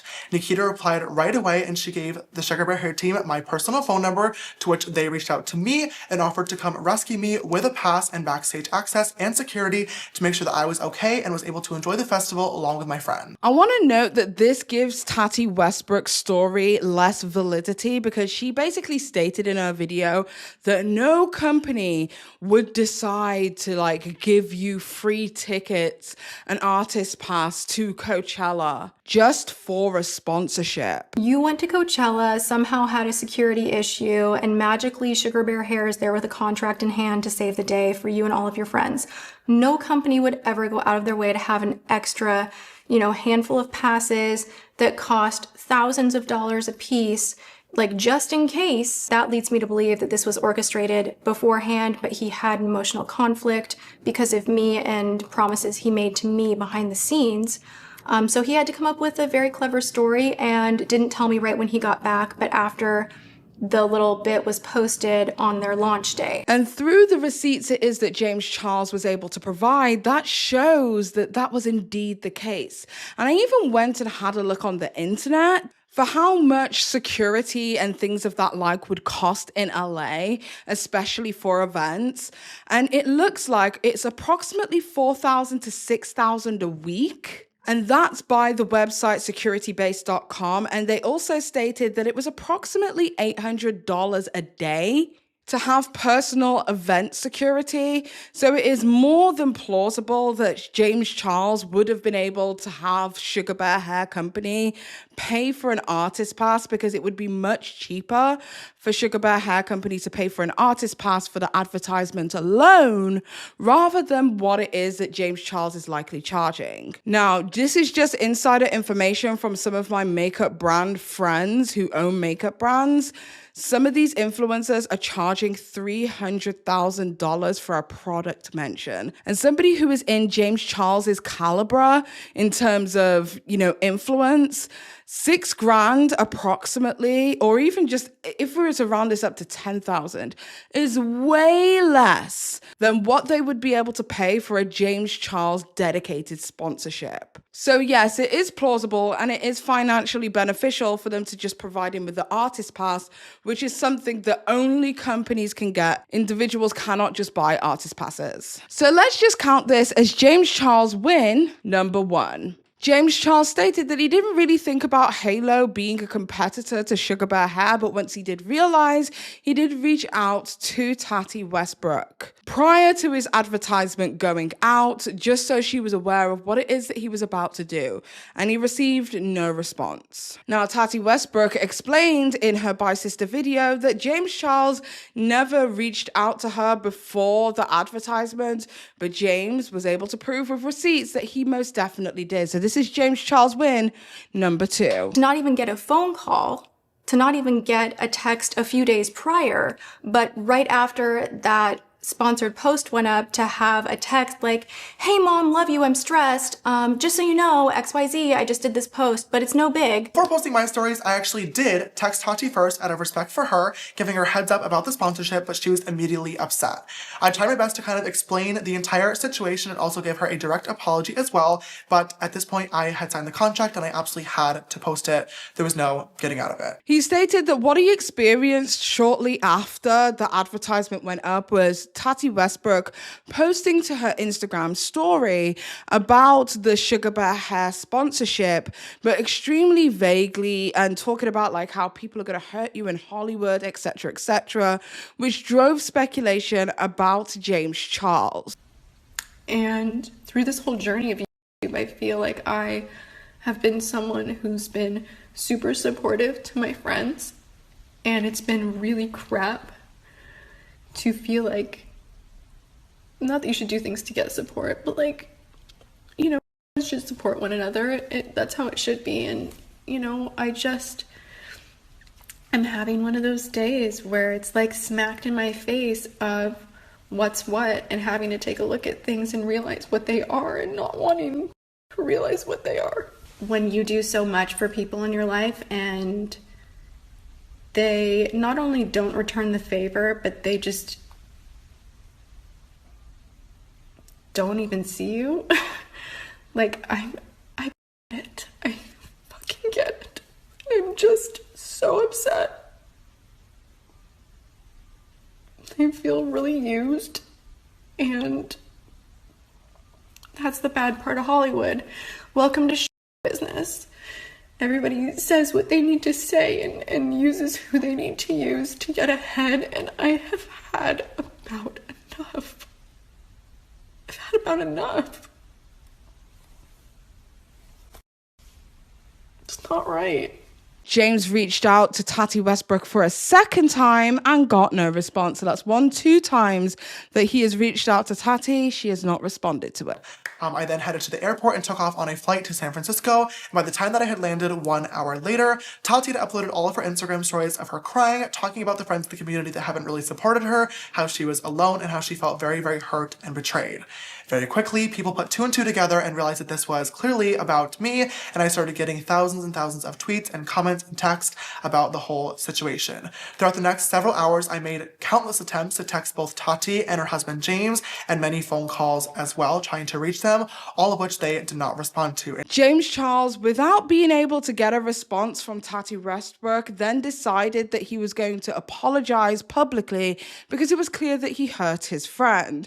He issued a public apology and tried to reach out for a third time with no response. And later on that night, while sitting in my hotel in San Francisco, because I could not reach Tati, I issued a public apology directly on my Instagram because I really wanted to make sure she saw that I was sorry, and I wanted to end the situation by taking full responsibility for my actions. Over the next several days, I made countless attempts to contact both Tati and her husband James on all their different phone numbers. I texted and called Tati's business number, her family number, and also James's personal phone number as well. After a full entire week of trying to reach out and handle things in private with Tati and her husband James and getting no response, I figured at this time it'd be best to just respect their space, give them their privacy, and that whenever Tati was ready, she would reach back out to me to handle things in private and hopefully move on with our friendship.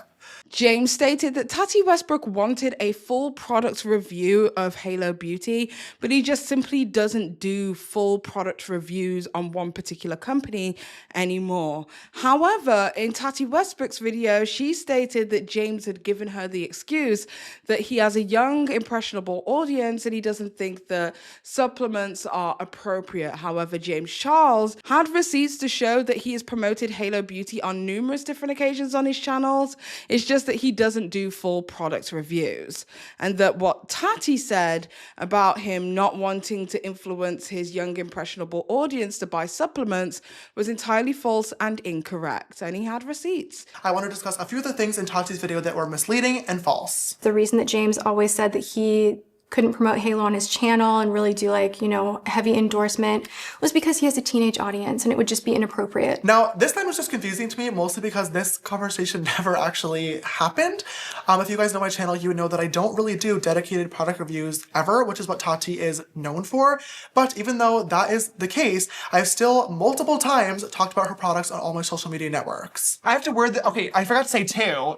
Hello. I'm going to a really important event later on tonight. My best friend... We are going to a very important event. Yes, this is true. And this is a very important launch to me because it is my best friend Tati. She's launching something new on Halo Beauty. Super proud of her. By the time this video is out, it'll already be up. So go check it out. Promo for Tati. Love you the most. Who doesn't need a little beauty boost every now and then? 2 of the following statements are real claims made by the original Halo Beauty Booster supplement. Oh! Which are the real ones?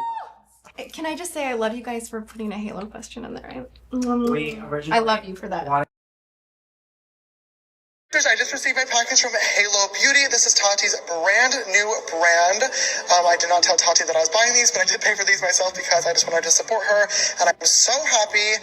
I know she's getting a lot of backlash on this, which is making me so mad because I know she's worked so hard on these for the past several years now. Congratulations, Tati. I love you literally so much, and I'm very, very proud. James Charles stated that him saying I'm a celebrity was an inside joke, and then he showed receipts of him using I'm a celebrity on numerous different occasions, which wasn't him attributing his celebrity to a level of power, but attributing his social media celebrity as kind of like a pun and a joke for why it can excuse certain behavior. Now, whilst you can go ahead and say that this was said with malicious intent, the way that I reviewed those messages and receipts of him using it on various different occasions didn't show that there was any malice involved or that he was trying to get one over on somebody else or ignore their consent or anything of that nature. So it does seem that this was just an inside joke that maybe Tati Westbrook had taken a little bit too heavily. Win 4 for James Charles? In Tati's video, she mentioned that she was disgusted and had to apologize to her family for me apparently saying things that I wanted to do to a waiter and then justifying those actions by saying I am a celebrity. Okay, this literally did not happen. What did happen is that me, Jeffree, Nate, and my best friend Drew all flew to Seattle to surprise Tati for her birthday on February 14th.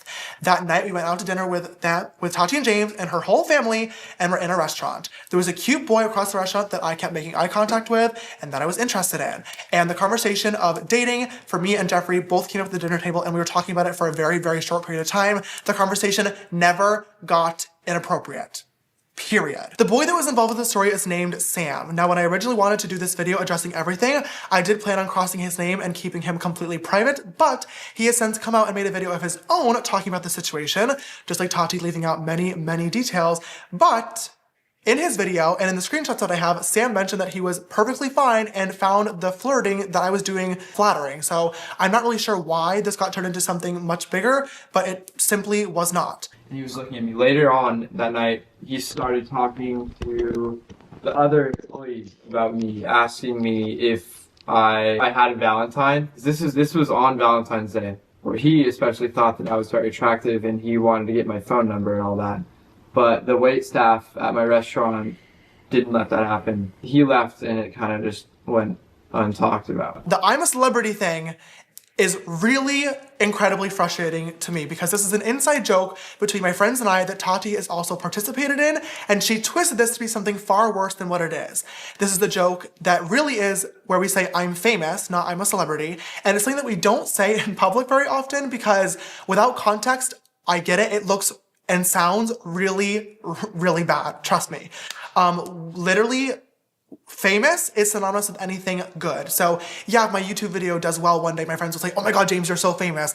But literally, if my friend takes a good Instagram photo, oh my God, you're so famous. If our boneless buffalo wings at Chili's are extra delicious one day, oh my God, these wings are so, so famous. It has nothing to do at all with fame, power, or money, which is what Tati alluded it to being. And it is so frustrating that she turned an innocent and funny inside joke that she has participated in into something so beyond disgusting. James then goes on to show text messages that he received from Sam the waiter, where he stated explicitly that he was bisexual, which would be misleading to anybody who was on either end of the spectrum and thought that maybe Sam was interested to them, which shows that James's advances may not have been unwarranted considering that's what he said. So this is James Charles win number 5. The next day, Sam slid into my DMs first and I happened to see it.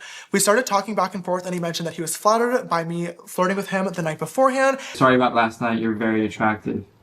Then I responded with, it's all good, very flattering actually. A few minutes into the conversation, I asked him about his sexuality and he told me straight up that he was bisexual. Oh my God, you tried to trick a straight man into thinking he's gay. There was no straight men being manipulated anywhere in the story like Tati mentioned. Later on in the conversation, he asked when I was leaving Seattle and I told him the next morning, to which he responded, I wish we had time to hang out. And I said, hey, why don't you come over to my hotel tonight? We can watch a movie together. He said, sounds good. Later on, he messaged me first and told me, hey, straight up, I've never done anything with a guy before. I'm a little bit nervous. To which I told him there was absolutely no pressure. This is all shown in the screenshots. Sam showed up at the hotel. We watched a movie together and we cuddled. After the movie, I asked him if he wanted to kiss, to which he said yes. I get to the hotel room. We say hi. It's all fine. We end up watching a movie. And after that movie, he asked to kiss me. I said yes. We ended up making out for around an hour. And if I'm being honest, he's the worst kisser I've ever kissed. Way too much tongue. All right. Note taken. James Charles definitely repeated that Sam's friend did reach out, but basically said that Sam's friend reached out to state that he wasn't straight so that they can continue a conversation. This wasn't the closure conversation it is that Sam said that James wanted, but more so that it was a situation where they wanted to extort more information from James Charles in order to create their video. I don't know how much of that section it is that I believe, but I'll leave you to think what you want on that. After this night, Sam and I continued to talk for the next several weeks. At first, it was really, really great, but I noticed that his feelings towards me and sexuality were kind of wavering quite a lot, and I came to the conclusion that he needed to figure himself out and that I needed to move on because I kept getting hurt. Last important note to keep in mind about the timeline of the whole situation. On May 2nd, Sam texted me from his friend's phone saying that he was fully gay and needed to talk to me about something important. I called him, and instead of talking about that, he asked me if I was talking to another guy at the same time that I was talking to him. I was a little bit confused as to why I was being asked this, but I did answer him honestly, and then I asked him what made him come to a conclusion with everything. To which he said, I'm actually not fully gay. After dealing with this a million times, I was frustrated and I hung up. James states that after speaking to Sam for a period of time, that Sam's sexuality kind of drifted between bisexual and straight. So when James Charles turned around and told Sam that he didn't think that he was entirely straight, it was because of how his opinion was wavering, which kind of makes sense as to why he would say, you're not straight. I personally don't believe that this is James Charles's decision to make, but I could understand why he would make that assertion and why he would feel like he was quote-unquote clipped out of context. Just to clarify, so there are no further questions, the point of including this screenshot is not to out Sam. Sam texted me saying he was fully gay, but it was a trap to get me on FaceTime so he could illegally record the conversation to include in the video that he was planning later on. Like I said, at the end of the conversation, I asked Sam how he came to this conclusion, and then he told me he was not fully gay, to which I hung up out of frustration. Later on, he texted me saying he was confirmed bi. This is why, in Sam's video, he included a screenshot of me telling him I did not think he was fully straight. This comment had a lot of people really upset and confused as to why I was telling somebody their sexuality, but there's a very simple explanation. Sam and I talked for a very, very long time, and his sexuality, like I said, wavered a lot.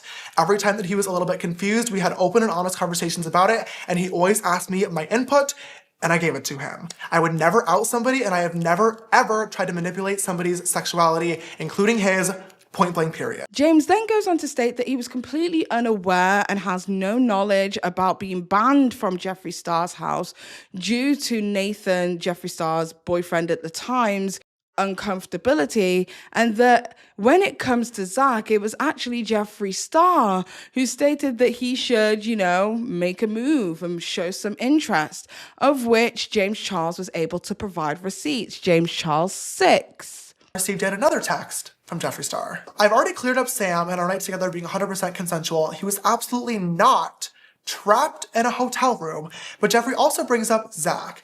Zach is his boyfriend Nate's brother, and not only did I not pursue Zach, who identifies as mainly straight, but it was actually Jeffree who suggested that I talk to him in the first place. Hey, Nate's brother is single and mainly straight. Oh. Right up your alley.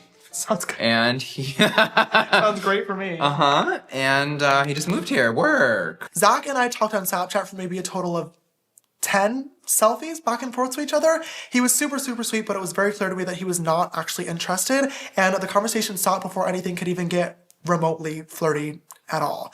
With everything going on, I did not reply to Jeffree's text in the moment. James then goes on to talk about cancel culture and how it has swept the internet, and points out one particular incident pertaining to Zara Larsson, who is an extremely prominent singer. She's got an amazing voice, my goodness. And she publicly stated online that James Charles was relentlessly messaging her boyfriend at the time, which turned out to not be true as per James Charles's receipts. And also that Zara Larsson had walked back her comments, but by that point, it had already made mainstream media, so her lies kind of went further than the truth, which would mean James Charles wins 7. For example, Zara Larsson, who's a pretty big singer, tweeted saying that I messaged her boyfriend multiple times knowing he was straight.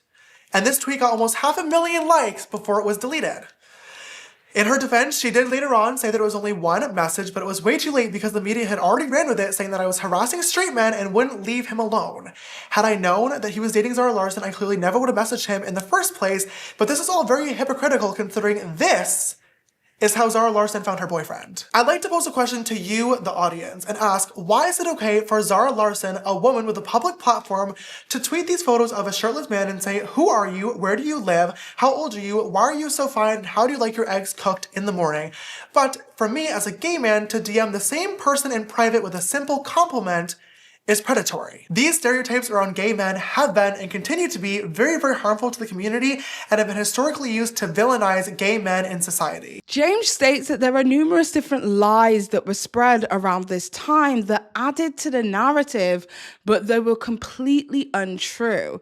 And because of these lies, for instance, James Charles gave an example of somebody who stated that he tried to lie about his sexuality to like a football team or a basketball team at their school or something. But because of these lies, people are believing the lies as if they are truth, which, might I add, means that James Charles will struggle to have accountability if a lot of people are including lies within the truth. But he was able to point out these various different lies. James Charles... Someone completely fabricated a whole entire story about me touching another boy in a high school urinal, and it blew up. This person came forward a few days later saying that it was a social experiment. But it was too late. People also completely photoshopped Twitter DMs of me reaching out to these people, threatening legal action if they were to tweet more things, when in reality I have literally not even been on social media, and I deleted the Twitter app from my phone. So all these things are just so false and are so fake, and it's truly disgusting. Also, pretty much every boy that I've ever even communicated with at this point is posting screenshots of our conversation to make a spectacle of me. I've dealt with so many fake stories in the past, from Coachella, the fake sex tape, and now this, and I'm done. I'm done being the subject of these bandwagon stories for likes. It's not okay. James Charles then went on to state that Jeffree Star had sent him numerous different messages throughout this period of time and around the time of Bi Sisters, where it's clear that Jeffree Star was mean and aggressive, antagonistic, and was going out of his way to make sure that James Charles knew that he was attempting to destroy his career. And he provided receipts for such. James Charles win 8. James Charles speaks about Jeffree Star attempting to bully his little brother about something that was unrelated. And he also goes on to talk about Jeffree Star stating that Grayson Dolan was going to come forward with his story, but he had already been in conversations with Grayson Dolan and knew that Grayson Dolan was on his side despite unfollowing him publicly. James Charles even goes as far as to say that that was an extremely clever tactic by Jeffree Star to be able to make James Charles feel as if he was an outsider, when the reality was that James Charles was aware of Grayson Dolan's involvement in this story and that Grayson Dolan had no intention of coming forward. Basically stating that Jeffree Star was attempting to use a scare tactic, and it failed. James Charles 9. A few days later, on Monday, I woke up again in the middle of the night from a phone call from my little brother Ian, who was very, very upset.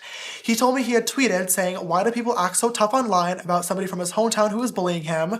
And Jeffree Star, of all people, had quote tweeted Ian's tweet saying, "Why is your brother a predator? Why did you really move back to New York City? Exactly. Shut the fuck up." Many people were quick to call out Jeffree for bullying a kid who had nothing to do with the situation literally at all, and he deleted the tweet. After this, I went to check my phone and noticed that Jeffree had texted me a few minutes prior, and I opened my phone to this. I really want to read this text out loud just so you all get to hear exactly what I had to read, but also so I don't miss anything. "Grayson is going on camera shortly to finally tell the world how you tried to molest him and touch him in his sleep and made him uncomfortable for months, you sick motherfucker. Next, Zach will be going on camera to tell how twisted and sick you were, trying to get him to like you and then make him feel bad when he didn't want to send you photos back. Then Sam from Seattle will be joining me and Cameron to talk about you trapping him in his hotel room. You need to be locked in prison for a very long time. You need the internet taken away from you. You are a danger to society." As disgusting as it is, I have to admit, bringing up Grayson Dolan was pretty clever. At the height of all these allegations and stories going around, both of the twins unfollowed me, not wanting to be associated, and fans started speculating that the rumors could be as to why. Too bad that aside from our pre-planned collaborative jokes that happened in the Sister Squad videos, me and Grayson flirting, nothing ever happened between us. And when all this went down, I knew Jeffree was lying because the twins were two of the first people to call me and make sure that I was okay. I already mentioned Zach, and I still have no idea who the Cameron Jeffree's referring to in this message is, but he also brought up Sam last, who we also already talked about.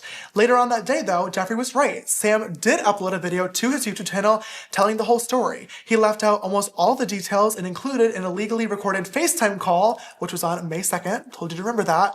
But even through all of this, he still managed to get the point across that our interactions were 100% consensual. Next was Jeffree's tweet to my little brother Ian. Now, I did say that this video was going to be solely based on facts, and I of course can't prove what Jeffree was trying to imply here, and I don't want to put words into his mouth. But since it's now open for speculation, might as well clear the air. Ian actually went home for a few different reasons, but it's temporary. He had to get his wisdom teeth taken out, and he's also working on different modeling opportunities in New York City, and I am so incredibly proud of him. But he was also having a really, really hard time in LA. Dealing with a public breakup and negativity online sent him into diagnosed clinical depression, which he is now being treated for, and he wanted to be with my parents. Nothing more. Also stated that Jeffree Star had attempted to contact his best friend to state that he's a horrible person and that his best friend relayed the information directly to James Charles, basically showing that James Charles has eyes and ears everywhere. Do not for 1 second think that you are going to get one up over him. Jeffree posted this tweet claiming he hadn't seen me since February and that Nate banned me from their home. Now, this so-called ban is the first time I'm ever hearing of this, and I just think it's really funny that Jeffree brought this up, considering the fact that he's tweeted me twice in between February and now saying that he missed me. Regardless, he ended that tweet by saying I was a danger to society and everything in Tati's video was 100% true. Adding insult to injury, not only did Jeffree text me, but he also went out of his way to text my best friend, Drew, this lovely message trying to turn him against me. Jeffree's messaging about me both in private and in public was hurtful, defamatory, extremely excessive, but most importantly, literally all based on lies. I wish I knew why he was doing all this, but at the same time, his track record with public feuds makes none of this a surprise.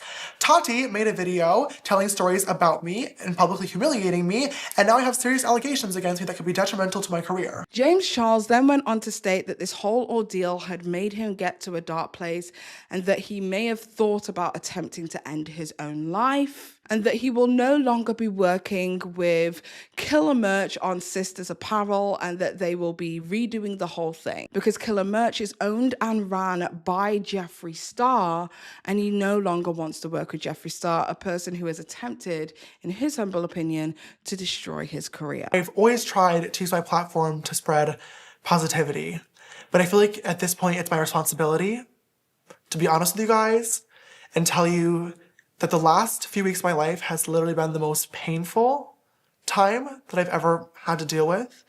And my head and brain for a hot minute went to a place so dark that I didn't think that I was going to come back from. And I can't believe I just admitted that on camera.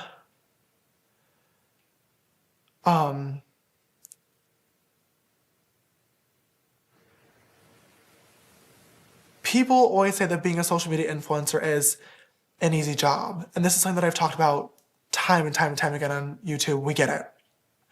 But I don't think any human being ever is prepared mentally or physically to deal with the pain and anxiety of what it feels like to have millions and millions of people attacking you at one time. Having to read the hundreds of thousands of tweets and the YouTube videos and the articles about me and my character and my family based on things that were almost all lies, like, it messed me up. It messed me up is the best way that I can put it. And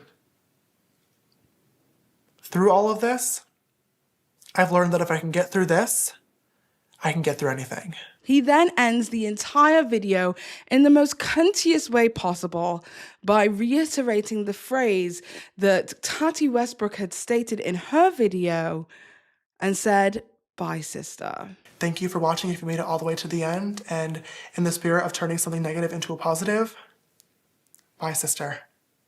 At this point, James Charles had won. Everybody on the internet was on his side. After James Charles released his No More Lies video, the tide had really turned in James's favor. Within just 7 months, James Charles then went on to regain another 1.7 million subscribers. He was making up for all of the subscribers that he lost. And he even got to the point where he ended up surpassing both Tati Westbrook and Jeffree Star through all of this drama. It was a pretty remarkable comeback, especially considering how intense the backlash had been. It showed that even after an extremely massive hit to somebody's reputation online, there was still the opportunity to come back and renew and rejuvenate your career and essentially bounce back if you handle things the right way. The whole drama, dubbed as Dramageddon 2.0 or Sistergeddon by fans, left a big mark on internet culture. It exposed just how fragile influencer relationships can be and how quickly opinions can change when something goes viral. This situation also kicked off many bigger conversations around de-influencing and whether we as consumers should trust what influencers are promoting. In the end, No More Lies wasn't just James Charles defending himself. It was a key moment that changed how we all think about influence, accountability, and drama on the internet. So just to recap this entirely long section of the video, 2 men who describe themselves as straight call out James Charles for his inappropriate behavior. This is Gage, Gomes, and Sam the Waiter. Tati Westbrook then makes Bye Sisters and causes James Charles to lose approximately 3 million subscribers. Jeffree Star tells everybody, the world, that he has receipts of James Charles acting and behaving inappropriately. Jeffree then decides not to share these receipts as to not to add to the drama. Tati then states that she just wants all of this to end. And Sam the Waiter admits that he misled the public and issues a public retraction. And then James Charles releases No More Lies to public acclaim and regains public favor. Now, if this feels slightly confusing, it's because, well, it is. During this time, Tati Westbrook as well as Jeffree Star were in communications with drama channels who were aware of this drama and knew what was imminent, like they knew the story was coming out. That led to a very select few of drama channels getting ahead of the story before it even came out. Basically, they were able to make videos before the video had even dropped. Like, I remember when all of this was taking place, Tati Westbrook released Bye Sister, and then literally in less than immediately after the 40 minutes of that video, then Here for the Tea released her video about this Dramageddon situation. Tati Westbrook even references Here for the Tea as one of the people it is that she consulted before making her video in the Bye Sisters video. To be in full disclosure, I have spoken with 2 drama channels that reached out, and one of them is Here for the Tea, the other is Tea Spill. They're both making videos. And then another drama content creator, Ashley Kyle, came out in 2020 and made an entire video titled I Was on Jeffree Star's Payroll, where she admits to making over $40,000 in what she now believes to be blood money, with her ability to get ahead of drama with inside knowledge, which was distributed to her ahead of time, leading many people to believe that this was most definitely a coordinated attack between Tati Westbrook and Jeffree Star, lending even more validity to James Charles's claim that this was all an attempt to smear his name and destroy his reputation. However, having said that, I did receive inside information prior to the public's knowledge, which in turn led to me getting my video up faster, getting more views, and gaining more subscribers, which ultimately resulted in more AdSense money. Goes on to say, Manny 2.0 calling it now,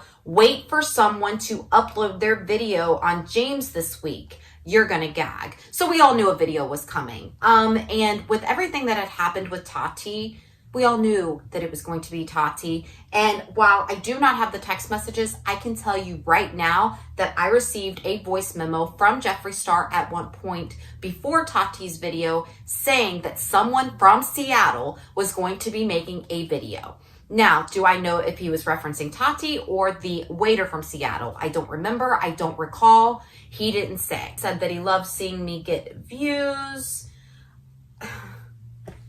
You know, I have no excuse for this, but something I do find very interesting is down here for my little drama channel. I'm shook. I'm almost at 80,000 and I'm so thankful and happy.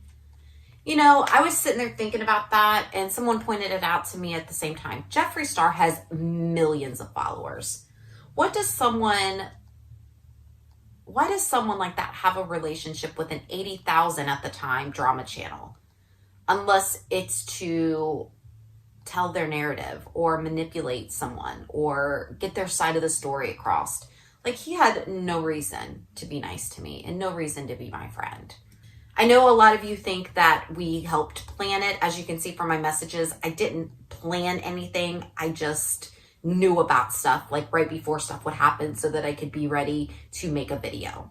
So many of you have asked me, and I've seen the questions on Twitter, what it cost to be, you know, what I got paid to be on his payroll, especially during Dramageddon. The answer to that question was $37,162.24. That is what I made during Dramageddon 2 that May. And it's not worth it. It's dirty money, and all because I believed Jeffree. And, you know, I feel terrible about it, and I'm never going to be able to apologize enough to James. After Bye Sister, drama channels who were being fed information, who likely had heard the compelling evidence it is that Jeffree Star had stated that he had, the aforementioned voice note, were forced to issue public apologies for calling James Charles a predator without receipts, despite knowing what they knew. Now, this was back in the days when I was operating this channel under the pseudonym of Petty Paige. So I was a drama channel at the time. And as a drama channel at the time, I'd heard about this voice note, but I never had the opportunity to hear it for myself. But from drama channels who had the experience of hearing this voice note for themselves, this is what they told me. So this is what I've heard from the grapevine, not based in facts, as I have never heard this voice note myself personally. The voice note that has been alleged to be circulating somewhere on this deep, dark internet is supposed to be allegedly Grayson Dolan detailing in graphic detail about his own molestation in the night by James Charles, which was obviously done without his consent. This was a humiliating time for drama channels because it wasn't a court-appointed lawyer pointing the finger and saying, you must apologize. It was the general public whose perception of James Charles had swiftly changed after the release of No More Lies, where James Charles, according to the internet at that time, had cleared his name. Essentially, Jeffree Star fucked everyone. He toted around having this extremely compelling evidence of why James Charles was an alleged predator, likely showed it to Tati, showed it to numerous different drama channels. I mean, for goodness sake, a couple of years later, Blair White had the opportunity to hear this voice note, and she believes it to be true. However, the conversation proceeded. It got to him asking me, so what's your opinion of James Charles? And keep in mind, a year ago, he called James Charles a predator and then refused to back it up with the receipts he promised he had. I told him my honest view, which is one that I was public with a year ago when it happened, and said, I felt like if you were going to call him a predator and promise that you had the receipts, you should have proven it and you should have provided those receipts and you shouldn't have tried to back out of it. I didn't feel that was right. He said, okay, I respect it, but do you want to know the truth? And this is the point where I wish I would have said no, in a way, but in a way not. He then provided me with receipts of a voice memo from a YouTuber who was allegedly sexually molested by James Charles, and it's credible. It's a YouTuber, it's credible. It is not my place to out this YouTuber's name at all. I have privately reached out to this YouTuber and said, hey, I'm a rape survivor myself, because I am. And I should never have been told this, but I want to let you know it's okay to go public with your story. It's okay to be heard, or even just to talk to me if you need to, because I am a survivor myself. So I'm in shock after being given this information by Jeffree, and then Jeffree proceeds to tell me James will never attack me because I have this on him. I have shit on everyone. He also showed this voice note on Mom's Basement podcast with Keemstar and a member of the FaZe clan. I can't remember which one it is. And they heard the voice note and also believe it to be true. Is James Charles a danger to society? Is he a predator? Keem. Listen. That was a long pause. Long ass fucking pause, though. I have to ask this.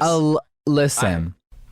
There's a long pause because it's a very complicated situation. So before I answer, the ending banks was me, James, and Tati all making peace so the internet can go back to being the internet, because it was getting so ugly and dark. If James is actually a danger, right, then this is the opportunity, like the Darby thing, where you can say something, you know what I mean? Or is like, maybe you shouldn't have put that tweet out. Like, which one is it? Like, I'm sorry, Jeffree, but I have to ask. So if you want, we can pause and I can go in another room and play Banks what I have on my phone, and he can determine if he would have sent the same tweet. At the end of the day, I'm not going to out a victim of James Charles. Okay. Yeah, we it's real, because I don't know if it's real, and I'll go in the other room and play it for you. Subjects to the subject so that we've been because everyone wants to make me you ruined James Charles' career. No, Tati did and uploaded a 40-minute video about him, and she should have never uploaded. But I digress. He likely showed it to Tati. He likely showed it to a lot of drama channels. Then Tati and Jeffree allegedly then went on to speak to a bunch of different drama channels to prep them for this video that was intimate. Then swiftly after YouTube's involvement in this situation, Jeffree Star then goes on to retract and say he's never going to do anything like this again, stating he's not going to be releasing the voice notes because it would be outing somebody's essay before they were ready to do so themselves, which is a fair point, but he should never have toted that around, and subsequently, since all of this drama, continued to tote this around. But by not showing these receipts whilst toting them around, this led Tati Westbrook and numerous different drama channels with smeared reputations, as they could not prove the allegations that they had stated about James Charles being a predator.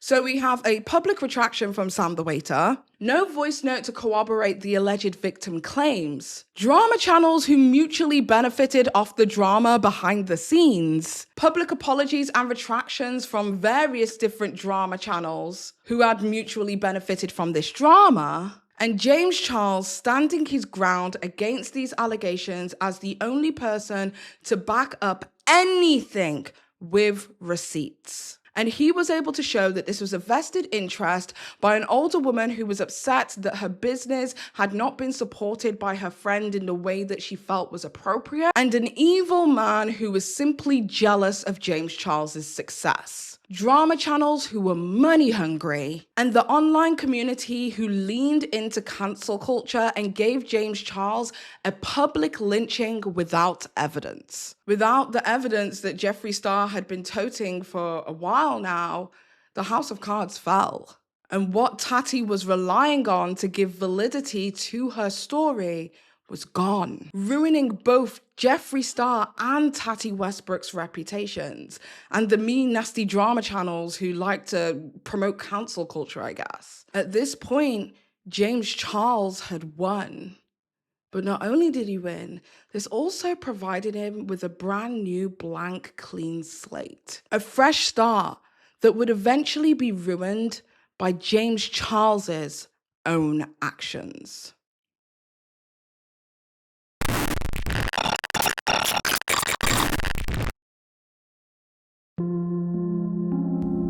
I wish that I could say this is the last time that I would make a mistake, but it won't be. Oh my God, you tried to trick a straight man into thinking he's gay yet again, and somehow you're the victim. Sucks, and it is ridiculously embarrassing to admit this, but I'm desperate. I don't have facial hair. I don't have any facial hair. You see that? No, I don't look 18 years old. And that James had flown him out to California and they spent the entire fucking weekend together. Dear Santa, I hope you can give my good friend James a nice boyfriend so I can have a little more personal space. My For You page and Explore page are not dating apps, and I will stop treating them as if they are. The things that I said in my past video are not all true. He then provided me with receipts of a voice memo from a YouTuber who was allegedly sexually molested by James Charles, and it's credible. He really thought, I have money, you're gonna sleep with me. It was very disgusting. Story told me about how James Charles tries to take advantage of my younger 14-year-old brother. Hello, I'm the younger brother. I'm a lot older now, obviously. I'm 19.